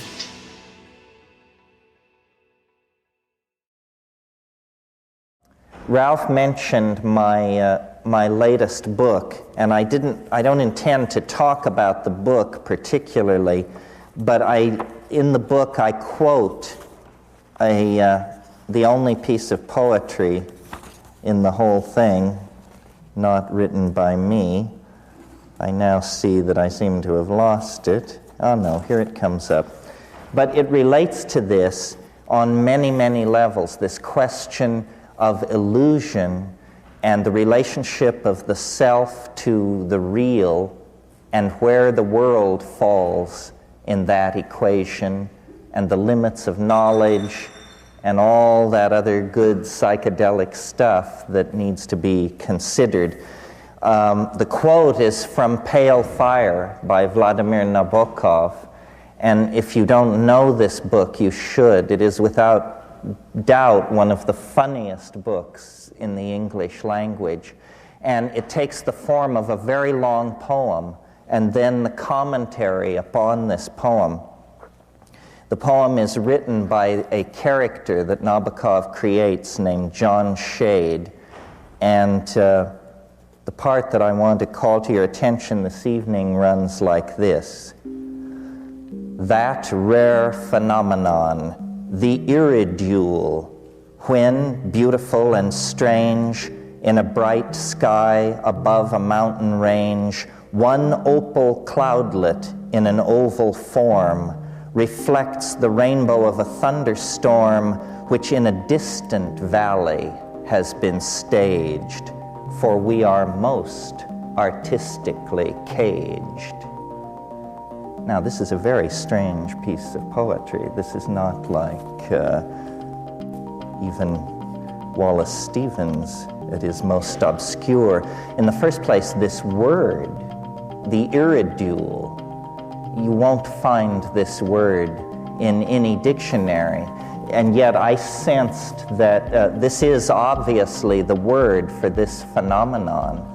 I know what he's talking about. I have seen this opal cloudlet in an oval form, which reflects the rainbow of a thunderstorm in a distant place.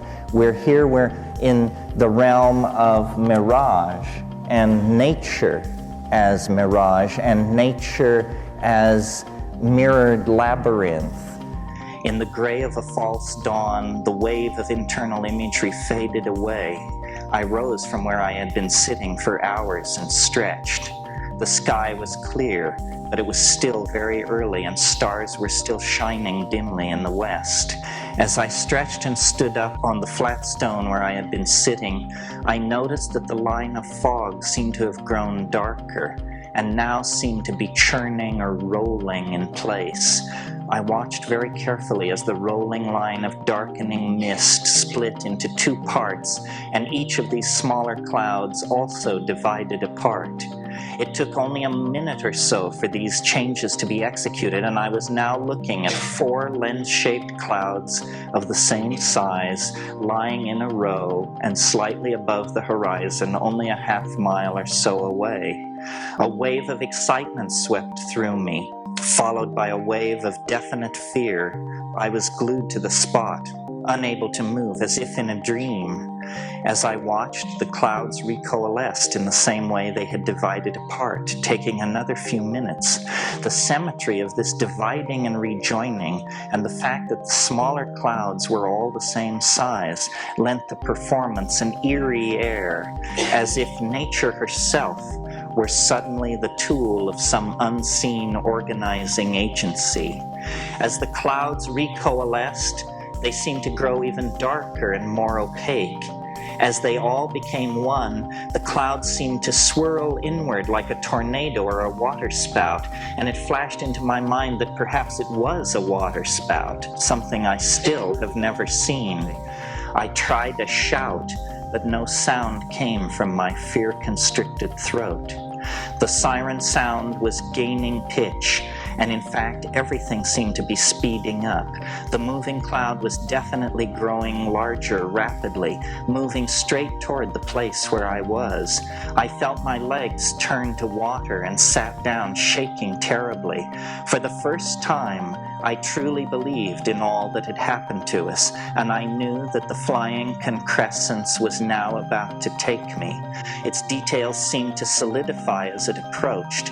Then it passed directly overhead at an altitude of about 200 feet, banked steeply upward, and was lost from sight over the edge of the slope behind me. In the last moment before it was lost, I completely threw open my senses to it and saw it very clearly. It was a saucer-shaped machine, rotating slowly, with unobtrusive, soft blue and orange lights.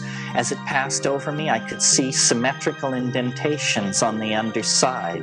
It was making the whee, whee, whee sound of science fiction flying saucers. My emotions were all in a jumble. At first I was terrified, but the moment I knew that whatever was in the sky was not going to take me, I felt disappointment. I was amazed, and I was trying to remember what I had seen as clearly as possible. Was it real in the naive sense in which that question is asked of UFOs and tables and chairs? No one else saw this thing, as far as I know. I alone was its observer. I believe that had there been other observers, they would have seen essentially what I have reported. But as for real, who can say? I saw this thing go from being a bit of cloud to being a rivet-studded aircraft of some kind. Was it more true to itself as cloud or aircraft? Was it a hallucination?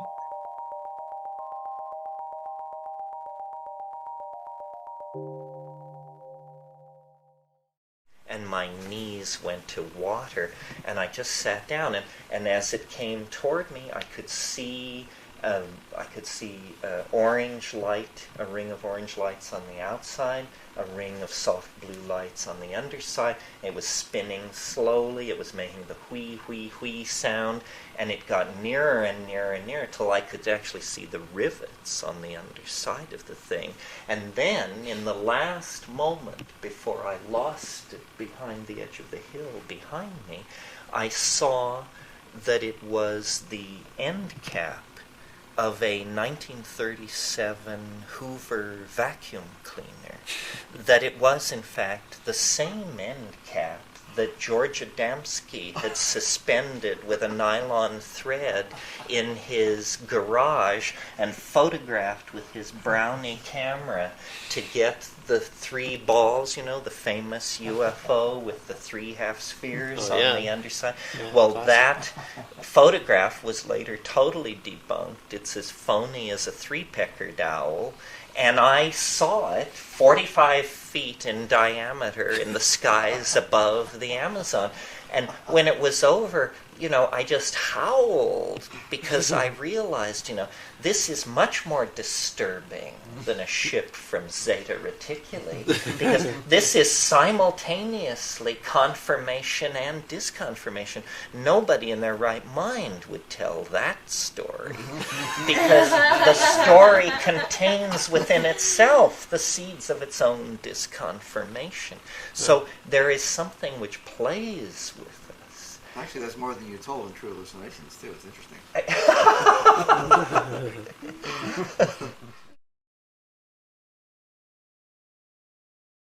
In the late summer of 1975, Dennis and I decided that the world we were exploring required a wider audience so that some consensus concerning what was going on could be established.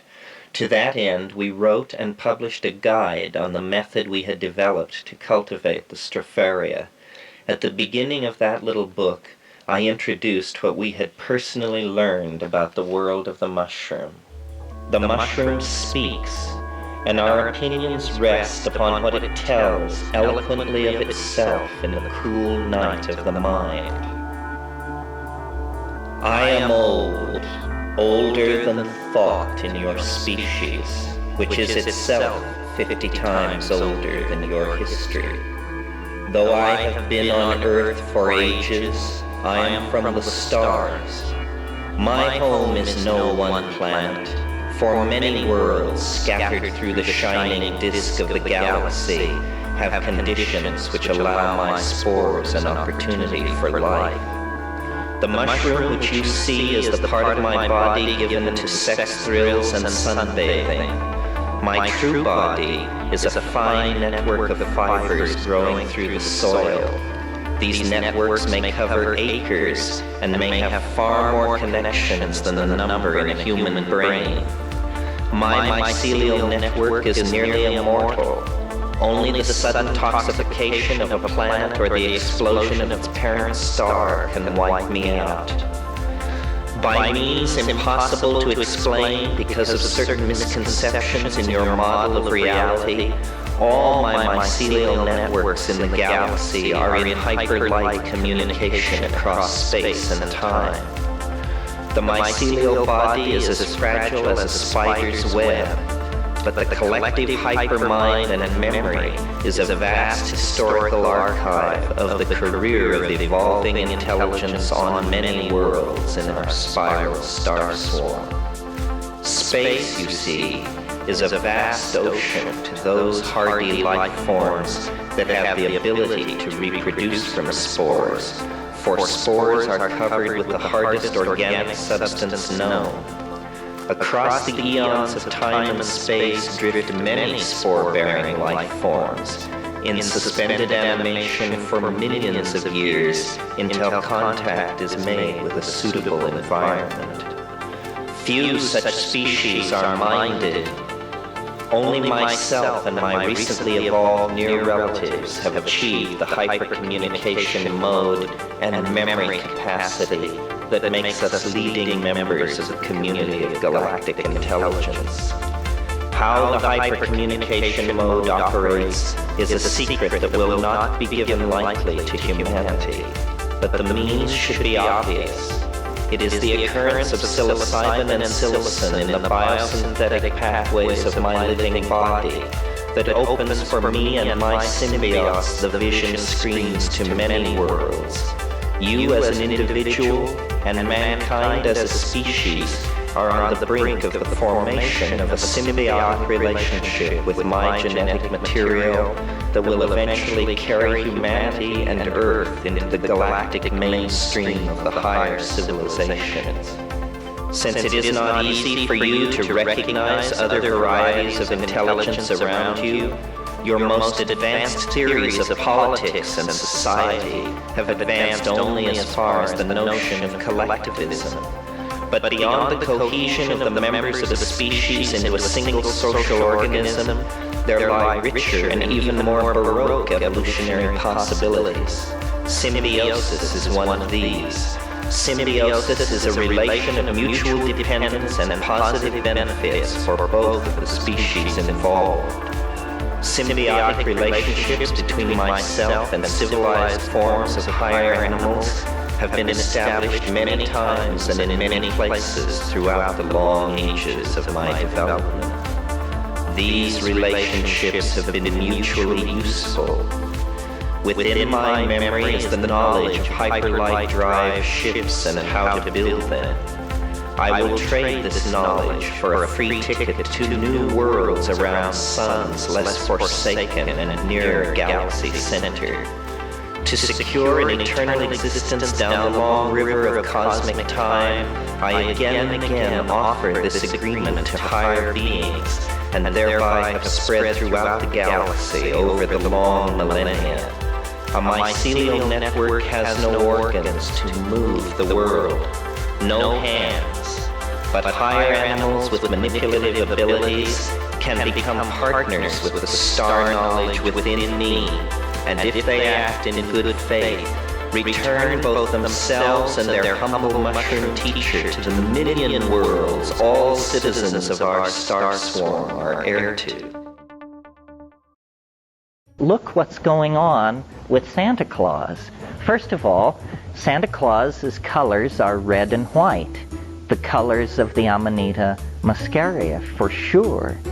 Santa Claus lives at the North Pole. What does this mean? It means that Santa Claus lives at the Axis Mundi, where Yggdrasil, the magic world ash of Welsh mythology, has taken root. Santa Claus flies. This is what shamans do.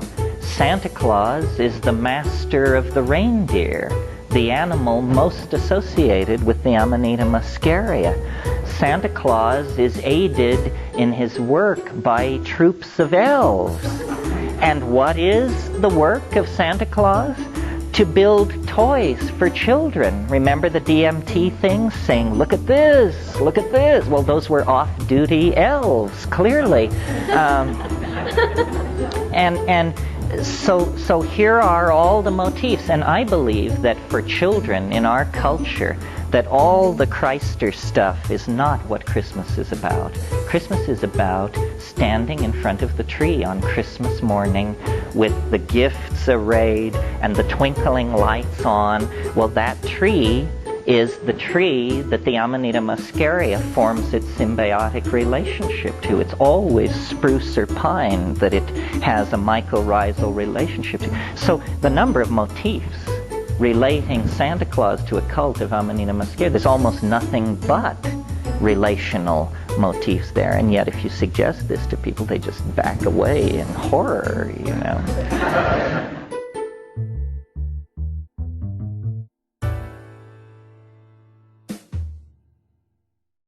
Something that we always kick around at these things, or I always bring it up in some form, is where do the hallucinations come from? We arrived late last night after a 24-hour trip from Hawaii that was just hell. or as much hell as modern airlines can legally inflict upon it. and got stoned, and then we were laying there, and it always happens when you're cut off from cannabis for long periods like that. When we turn to it, it's 10 times as strong, and the hallucinations were exquisite. And, I've been looking at hallucinations now for 30-some years. And I looked at these last night, and I thought, if someone would ask me what were they like, what would I have to say? And I had said, indescribable. Indescribable. And I looked, and I could look to my heart's content, and they were indescribable. So we always come around to this question, where do the hallucinations come from? And I suppose the unconscious reductionists among us, and I don't mean that they're unconscious, I mean that they unconsciously use reductionism, probably assume that it's some kind of iteration thing, that bits and pieces of everything you've ever seen are rolling in some kind of neurological kaleidoscope that can run forever and just produce this endless download of drifting imagery. But there's a problem with that, because this stuff is too coherent, it means too much, it's too emotionally charged. Well, we have never really rallied as a group to try and locate in our combined opinions the one or several sources of these images. And I think that,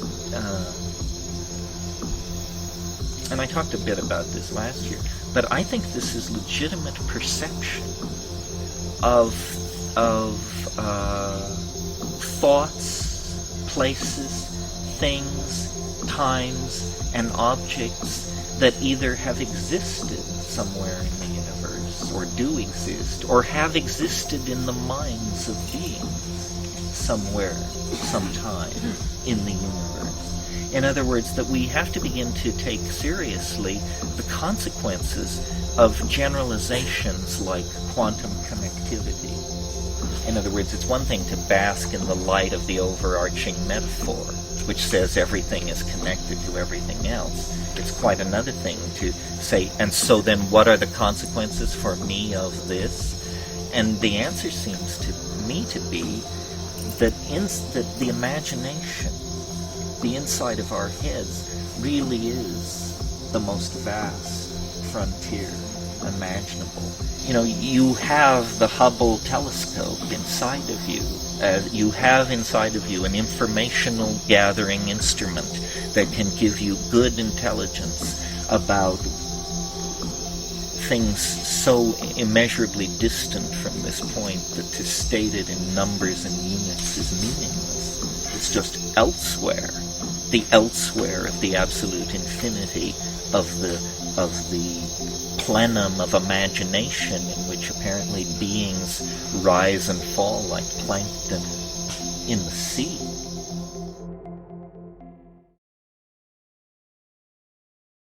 I'm not an abuser. It takes me a long time to assimilate each experience, and I feel, I never have lost my respect for it. I really feel dread is one of the emotions that I always feel as I approach it, because I have no faith that my sails won't be ripped this time. I always make the metaphor, it's like sailing out onto a dark ocean in your little skiff. And, you may view the moon rising serenely over the calm black water, or something the size of a freight train may roar right through your scene and leave you clutching at an oar.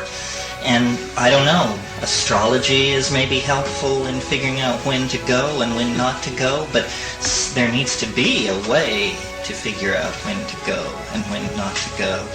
Now, your question about the dialogue, I mean this very literally. It speaks to you, you speak to it. It says things. I don't know how many of you have read the book that my brother and I wrote under pseudonyms called Psilocybin, the Magic Mushroom Grower's Guide. But in the introduction there's a rap which is all about I am old, 50 times older than thought in your species, and I came from the stars. Well, that's verbatim, you know. I just was writing it furiously. And sometimes it's very human. I mean, my approach to it is Hasidic. I rave at it. It raves at me. We argue about what it's going to cough up and what it isn't. And I say, well, look, you know, I'm the grower. You can't hold back on me. And it says, well, but if I showed you the flying saucer for 5 minutes, you would figure out how it works. And I said, well, come through.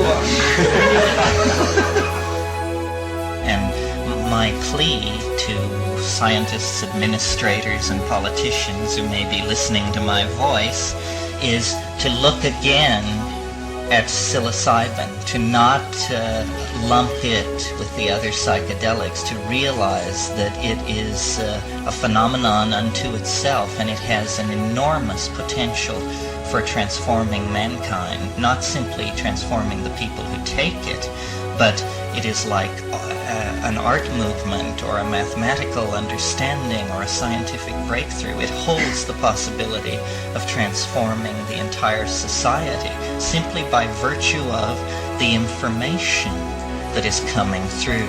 This is a source of gnosis, and the voice of gnosis has been silenced in the Western mind for at least 1,000 years.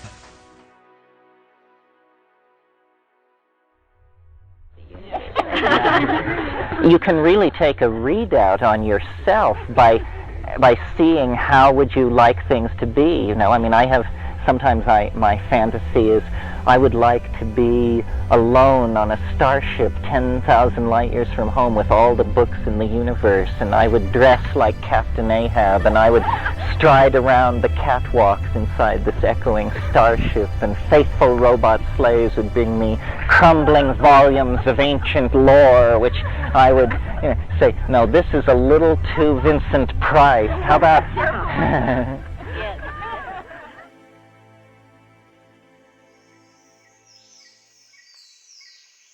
I've told the story about how in the Amazon, when all this stuff was breaking loose, I went through this period where very calmly and deeply and without having any need to tell anyone, I thought, I came to the opinion that I was like enlightened.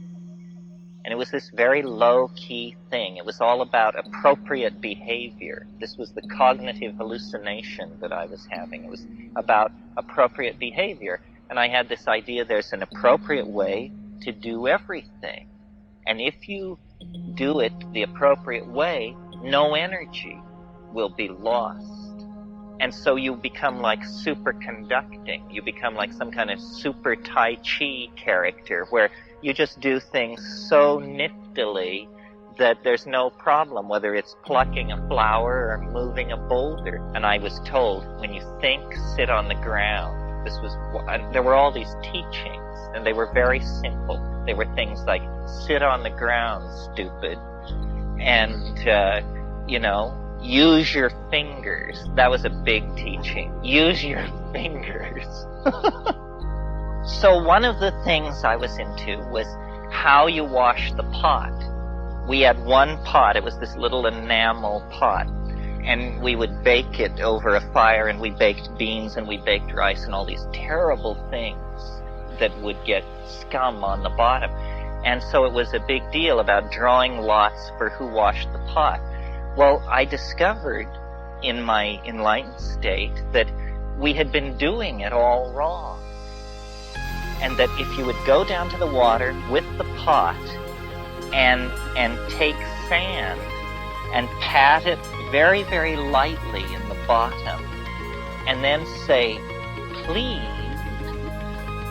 that then all you had to do was pour water into the pot and swish it around and empty it like that, and then when you looked in, it would be like Drano, it would just be blinding white.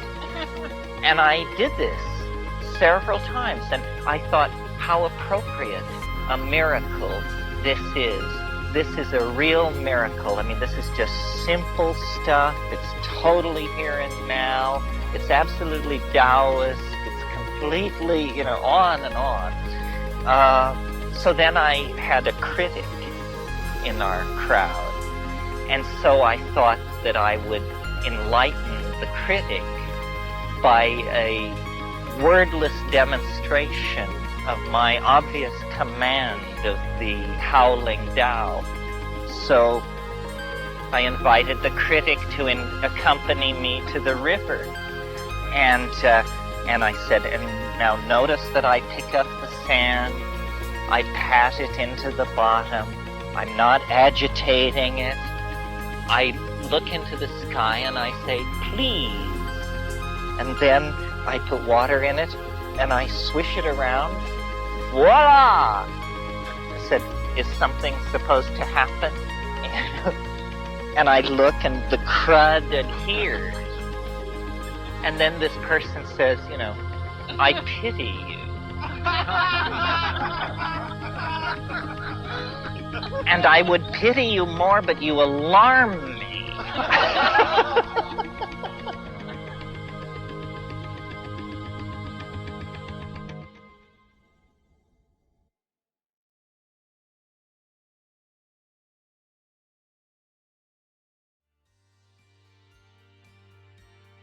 My life is fairly science fiction-y and carries over it this question, which I grapple with all the time, which is, who do you work for?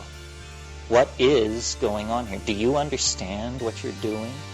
And if you don't, who does? And why did they set you marching? Because I can tell what's happening here. We're trying to tinker with something. It's a groping in the dark for a button. We're trying to make something happen by saying words, by setting examples, by empowering people to do certain things. This is the mushrooms program, not mine. I mean, left to myself, I would probably be a hermit, and I'm much too cynical for crusades. But the mushroom isn't. The mushroom is a gung-ho kind of guy, and has this whole vision of man and fungus hand in hand to the stars. And I just say, you just meet the damnedest people out in the fields, and this is one of them. And it's just a matter of shopping around, and finding out what actually sets your knees knocking. What actually makes tears of joy run down your face spontaneously? What actually can make you grovel and plead for mercy? And it is this force, this real invocation of real spirit. It is a dark night of the soul. It is an ecstasy, apotheosis, apokatastasis. It even happens outside of Greek. It is pure challenge met and overcome, pure self-authentication. And in a world where we are just buffeted, used, set against one another, misled, misconstrued, lied to, and controlled, nevertheless, you can just push between the tents of Carnival Row and walk out into the woods, and there you find the spiritual life waiting. There you find the limpid, sophic waters of the Tao that were always there. And it's a matter of courage. Nature loves courage. Nature is an infinitude of doorways opening into authentic being, calling to us with the voice of our ancestors, the spirits of the planet, the time travelers that rove the centuries ahead of us, and who knows what else. The whole fact of being is a palpable, ongoing, continuous miracle. And we know this. We feel it. I'm saying this because I'm glib but we all know it. That's how I'm able to say it. You know, it is elicited from the group mind. If it weren't in you, I would be incomprehensible. So we form then an understanding, and then we each are strengthened in the private trials of our souls when we go to meet these things, when we try to hammer out a relationship to the ally, when we try to hammer out a relationship to the denizens of our own unconscious. This is life authentically lived.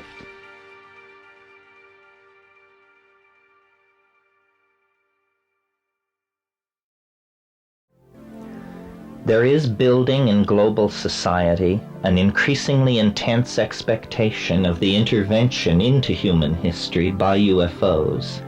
It is very similar in tone to the build-up of messianic expectation in the Hellenistic world in the several centuries preceding the birth of Christ.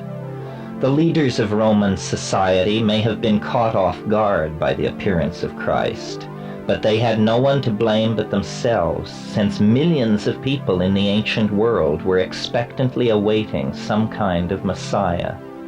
So today, science and government pooh-pooh the idea of world contact with the UFOs, while the contact cults grow ever larger and more insistent that contact is about to occur.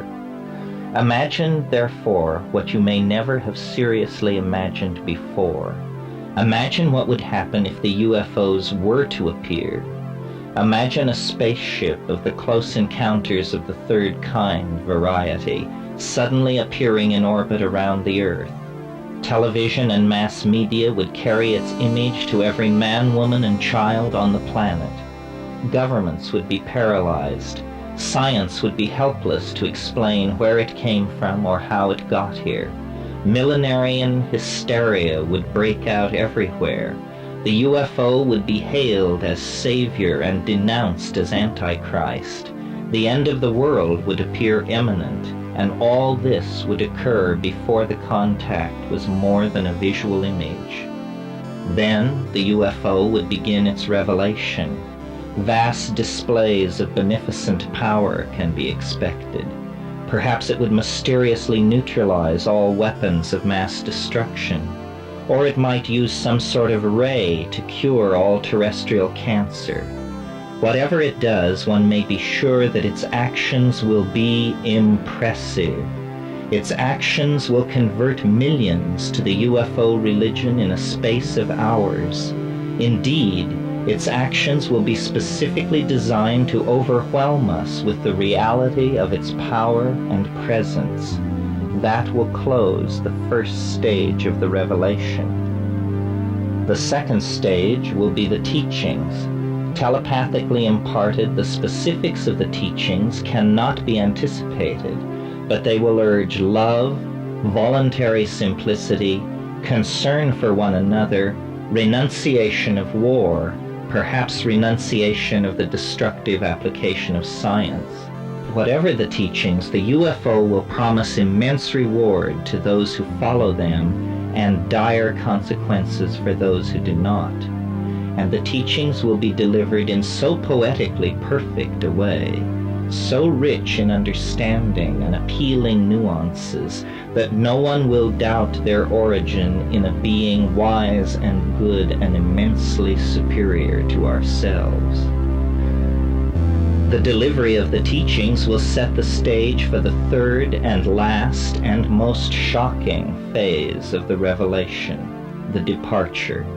The saucer, promising vaguely to return, will simply disappear. The entire process could take less than a month.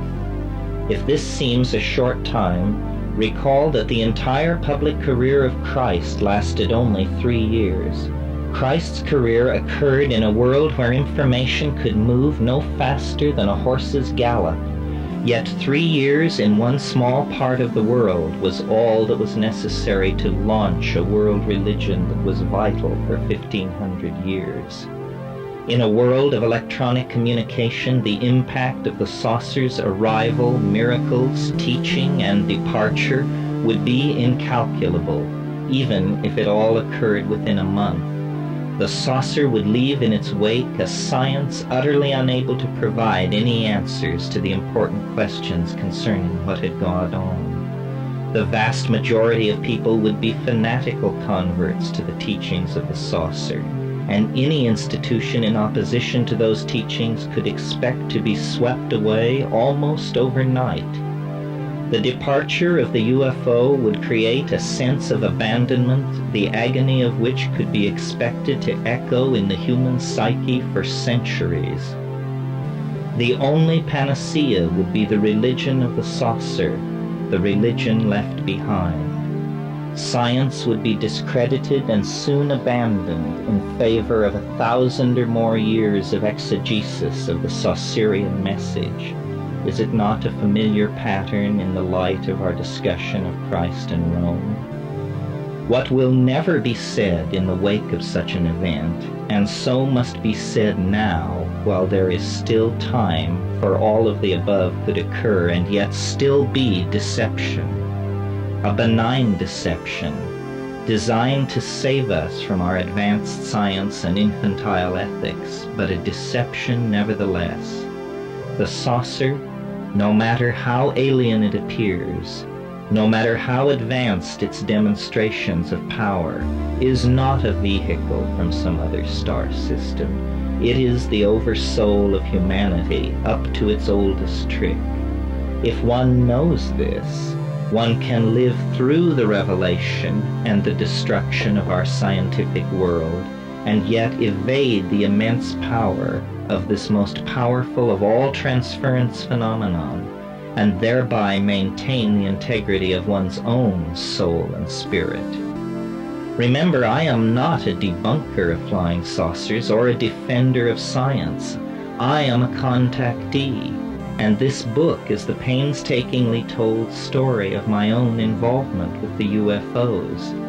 I am one of those Vallée has pinpointed as being a carrier of ideas that pave the way for the scenario I have just described. Yet from it all I have learned that there is no religious revelation more satisfying than the hard-won fruits of simple understanding.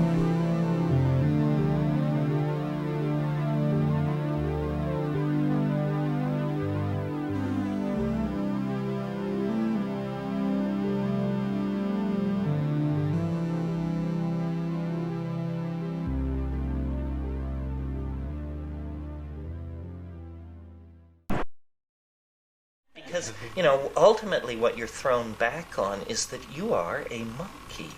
It's nothing to be ashamed of, but on the other hand, it's nothing to write out of the equation either. You're a monkey, for God's sake.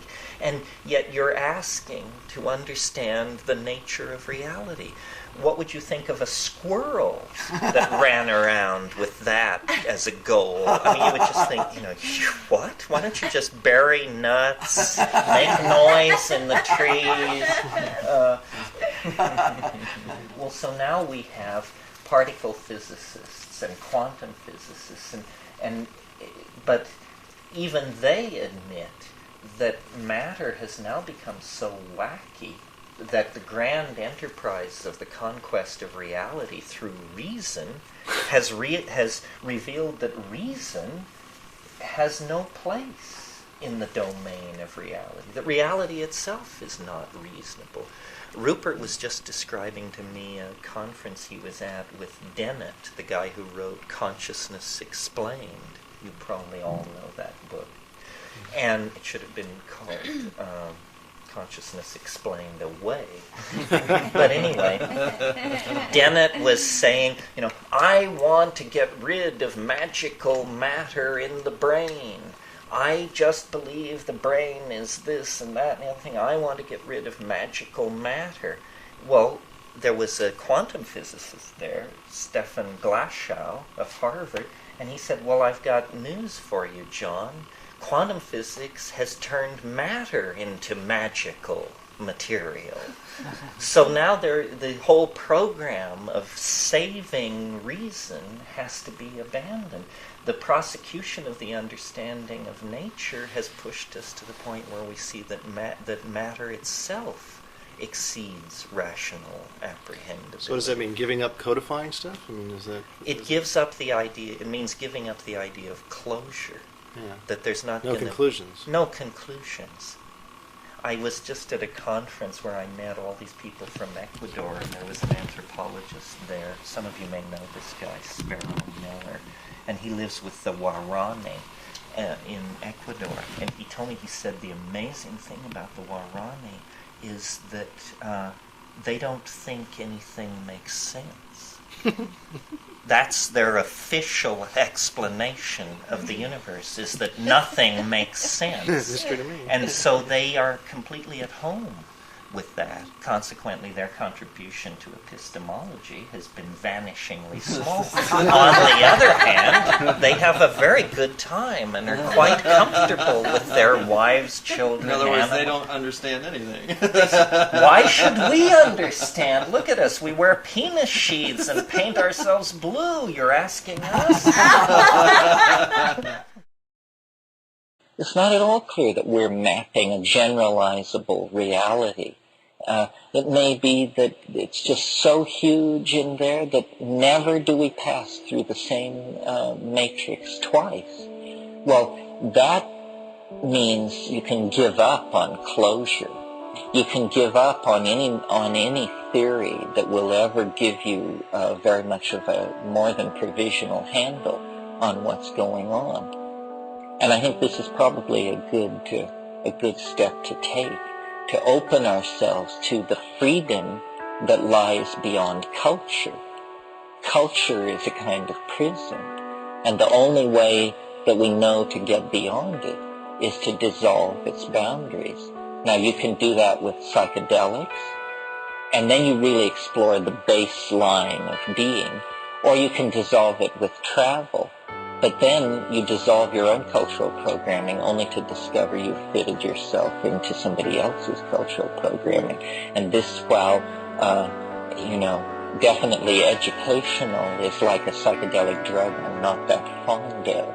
I do a lot of traveling, but it's not the same thing as replacing space and time with some kind of alternative. That comes from doing the hard work on 5 grams in silent darkness. And really what you see, I think, is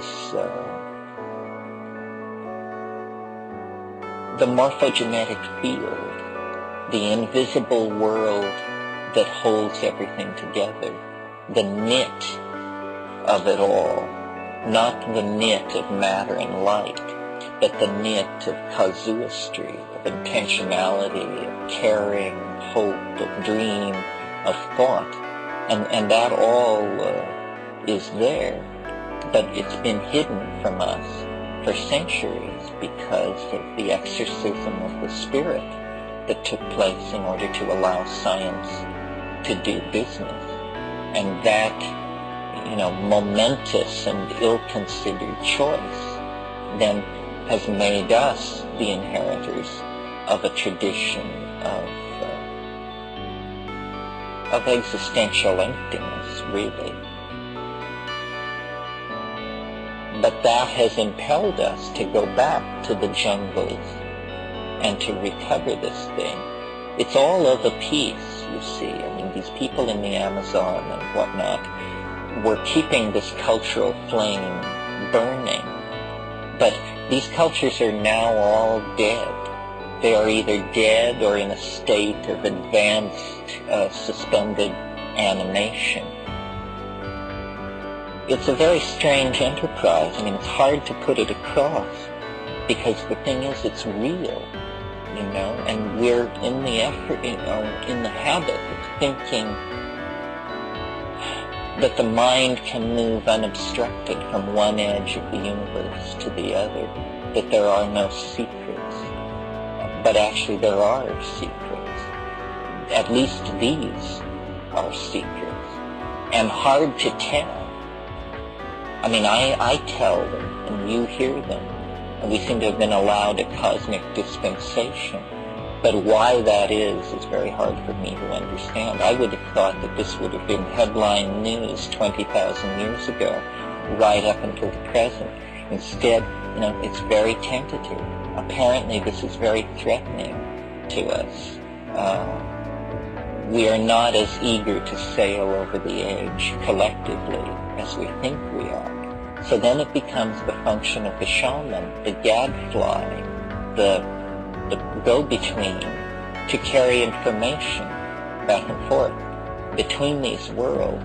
I'm convinced that if there were no shamanic pipeline, there would be no human life as we know it on this planet. I mean, there could be climaxed animal life. There is no need for this higher order linguistic style of self-reflection to come into being. It's that something is plotted, something is working itself out in us. We are the cells of a much larger body, and like the cells of our own body, it's very hard for us to glimpse the whole pattern, the whole what is happening, and yet we can sense that there is a purpose and there is a pattern. Well, the way you connect the pattern with the lower level is by dissolving the boundaries of the ego and the self into this larger thing, and then it's found to be there, reflective on many levels. It doesn't require a mechanism. Everything is obvious. If things don't appear simple to us, I think it's because we haven't thought about it long enough. Well, so that's sort of a survey of some of this stuff. Thank you very much.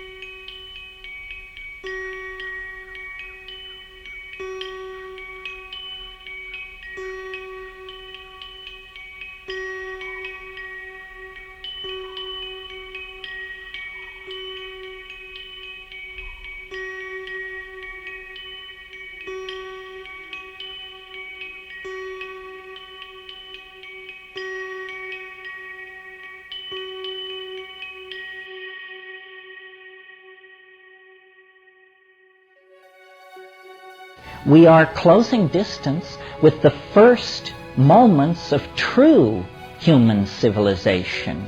You know, when people actually do treat each other with respect, when there actually is a place made for the celebration of human differences, when we actually do feel the suffering of the people around us and respond to that.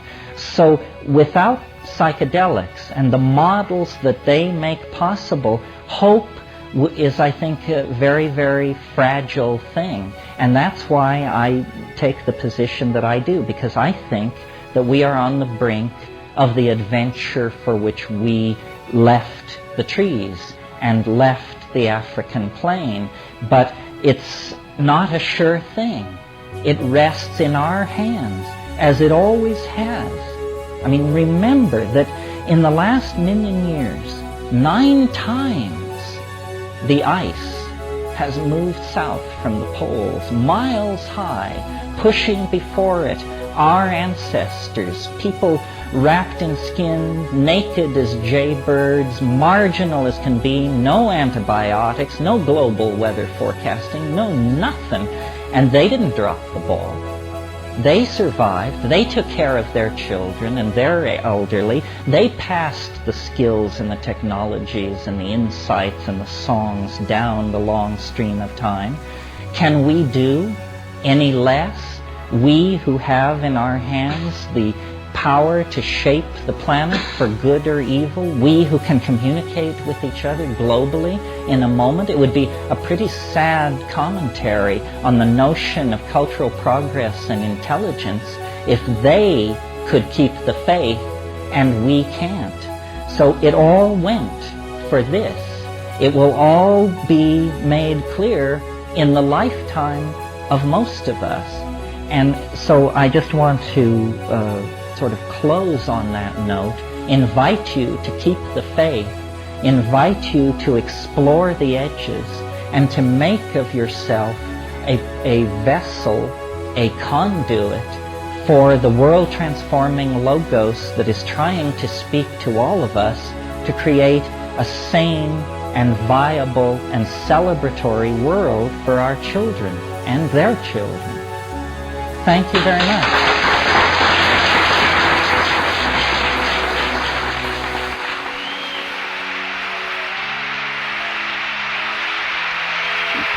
We wish to express our grateful appreciation to the many friends who aided this project.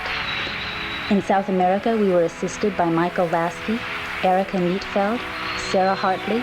The Witoto people of La Chorrera and the mission of La Chorrera were most hospitable, the former providing invaluable access to local psychoactive plants.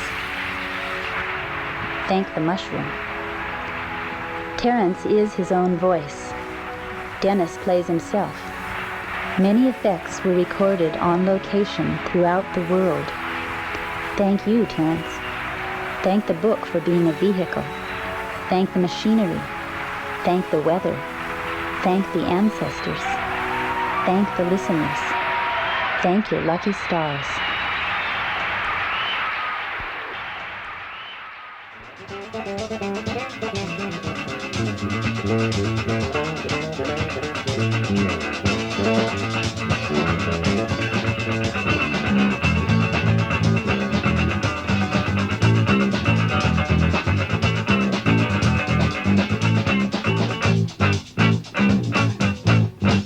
Born into a highly intellectual community, went to highly intellectual school. We read highly intellectual books according to a highly intellectual rule. Don't you know what I used to know? Disappeared on the river like falling snow. Lord above, when it came to love, I was a highly intellectual fool.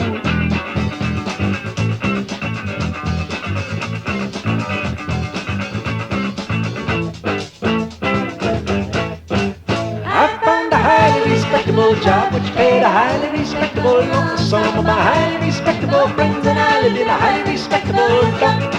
Don't you see what I used to be? Disappeared on the river just flowing free. Lord of strife, when I came to life I was a highly respectable chump.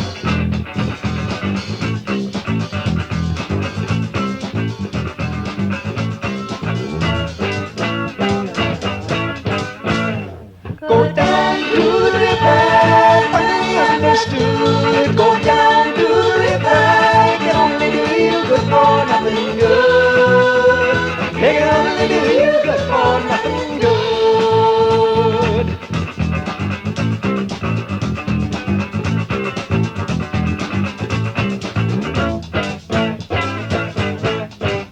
Stepped into a highly sensational society in my highly sensational shoes. I sang highly sensational songs along with highly sensational you. Just to prove that we still can move, meet me at the river, let's roll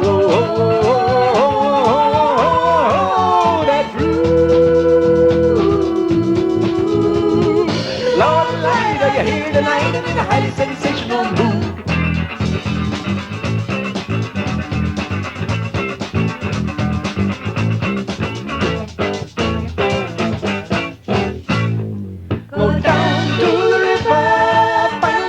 understood. Go down to the river, it can only do you good for nothing good. It can only do you good for nothing good.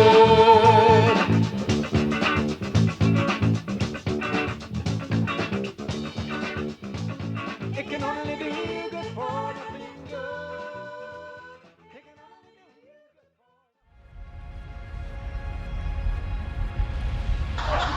We've now reached the 22nd of March, 1971, and I was just, I couldn't talk to anybody. I was in a very, very, very, very strange place. I mean, things went on, well, just as an example, because there wasn't much of this 3D stuff that you could wrap your mind around, but everything was teaching me.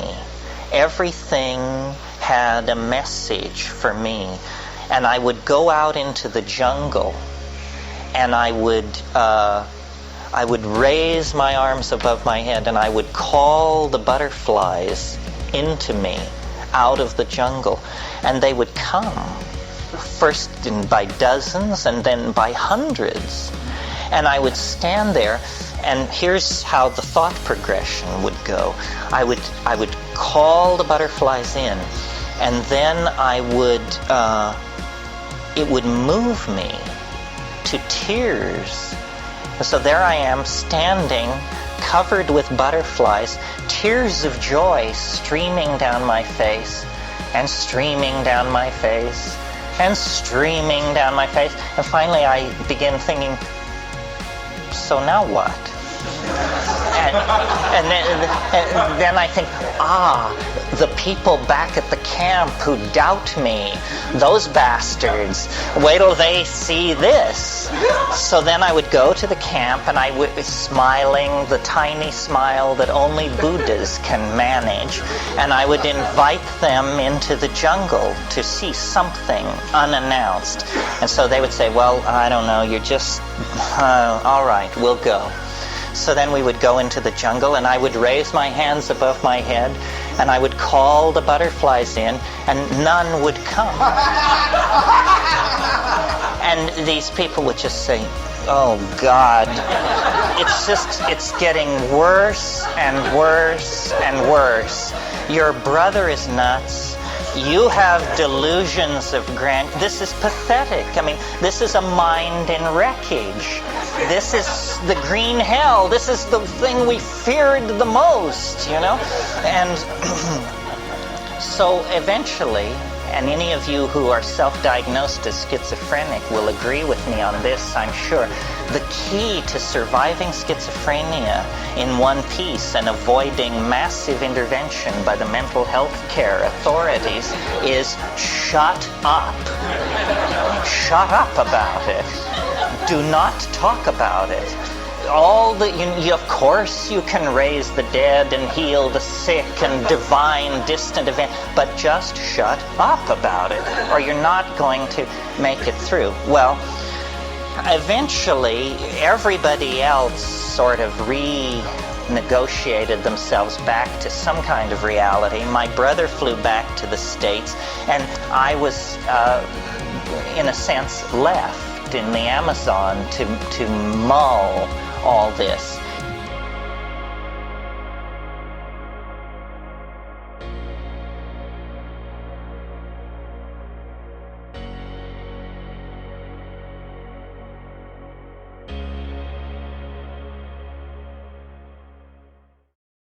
The mushroom once said to me, "This is what it's like when a species prepares to depart for the stars.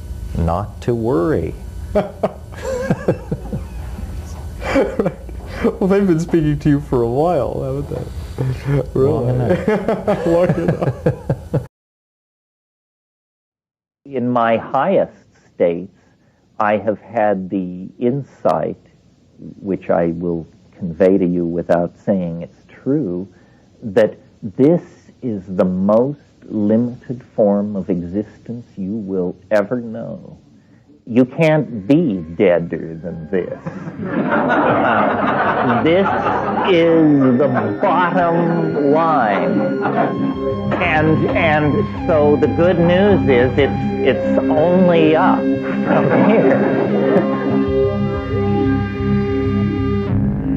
Any similarity to persons living or dead is purely coincidental.